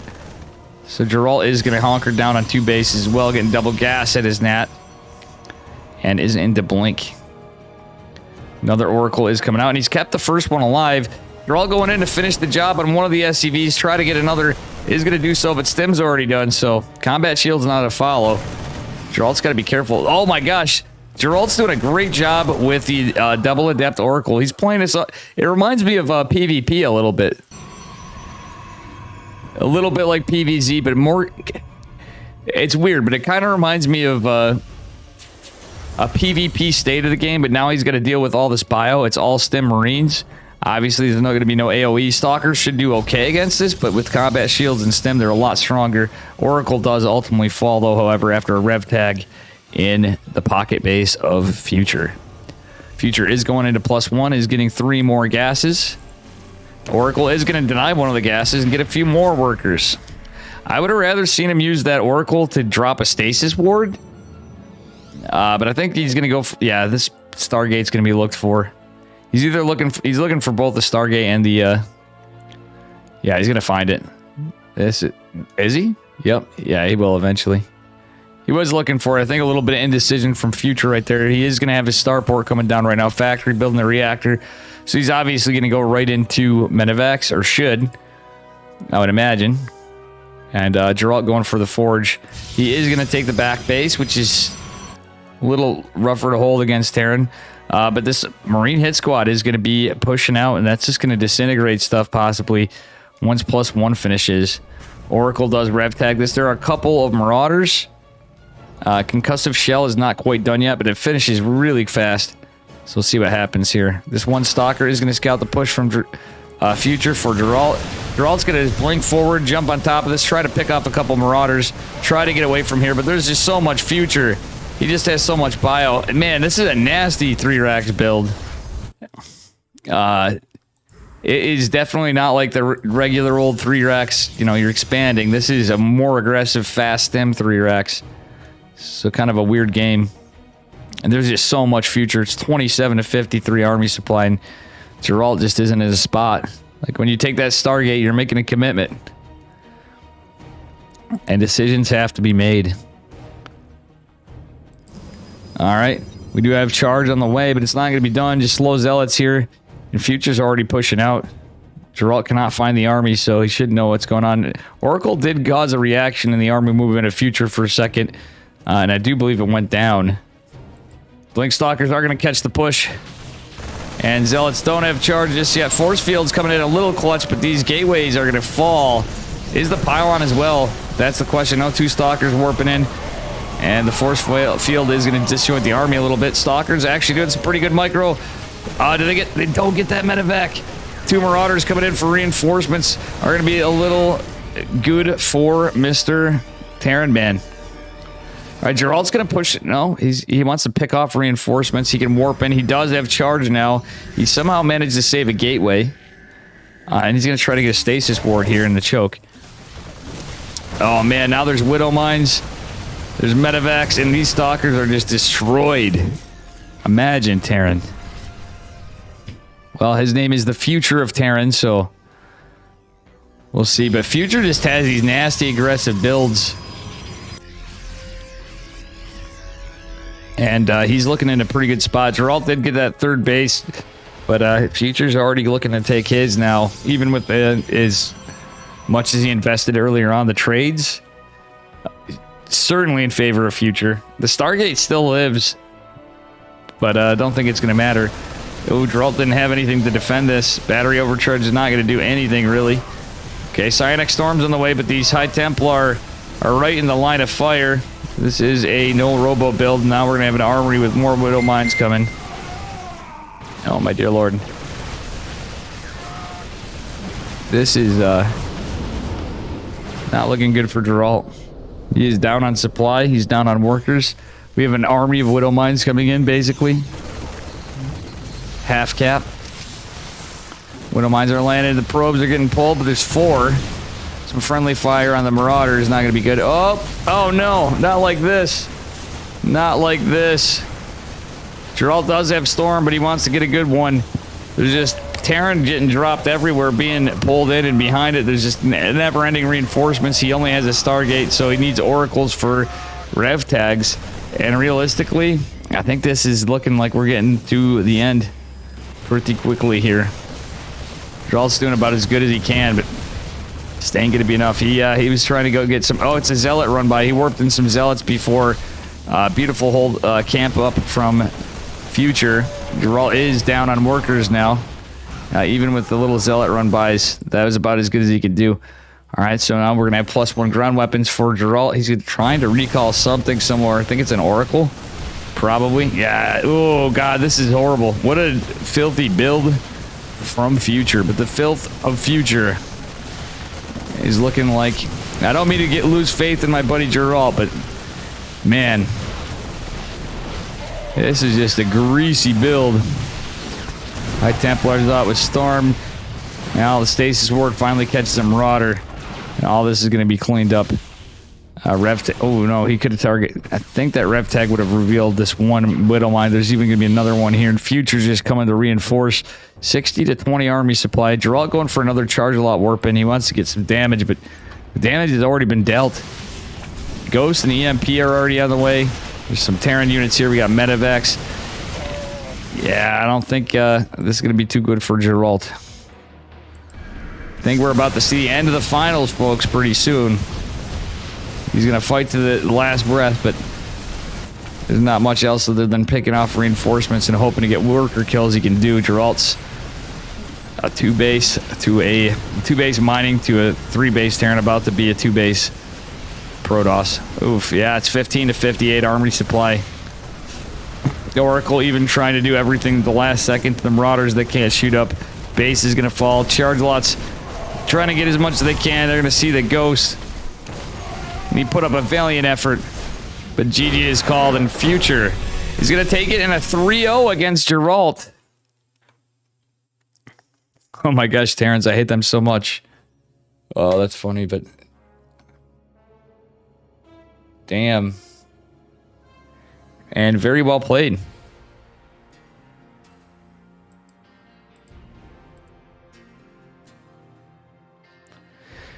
So I'm going to end the delay.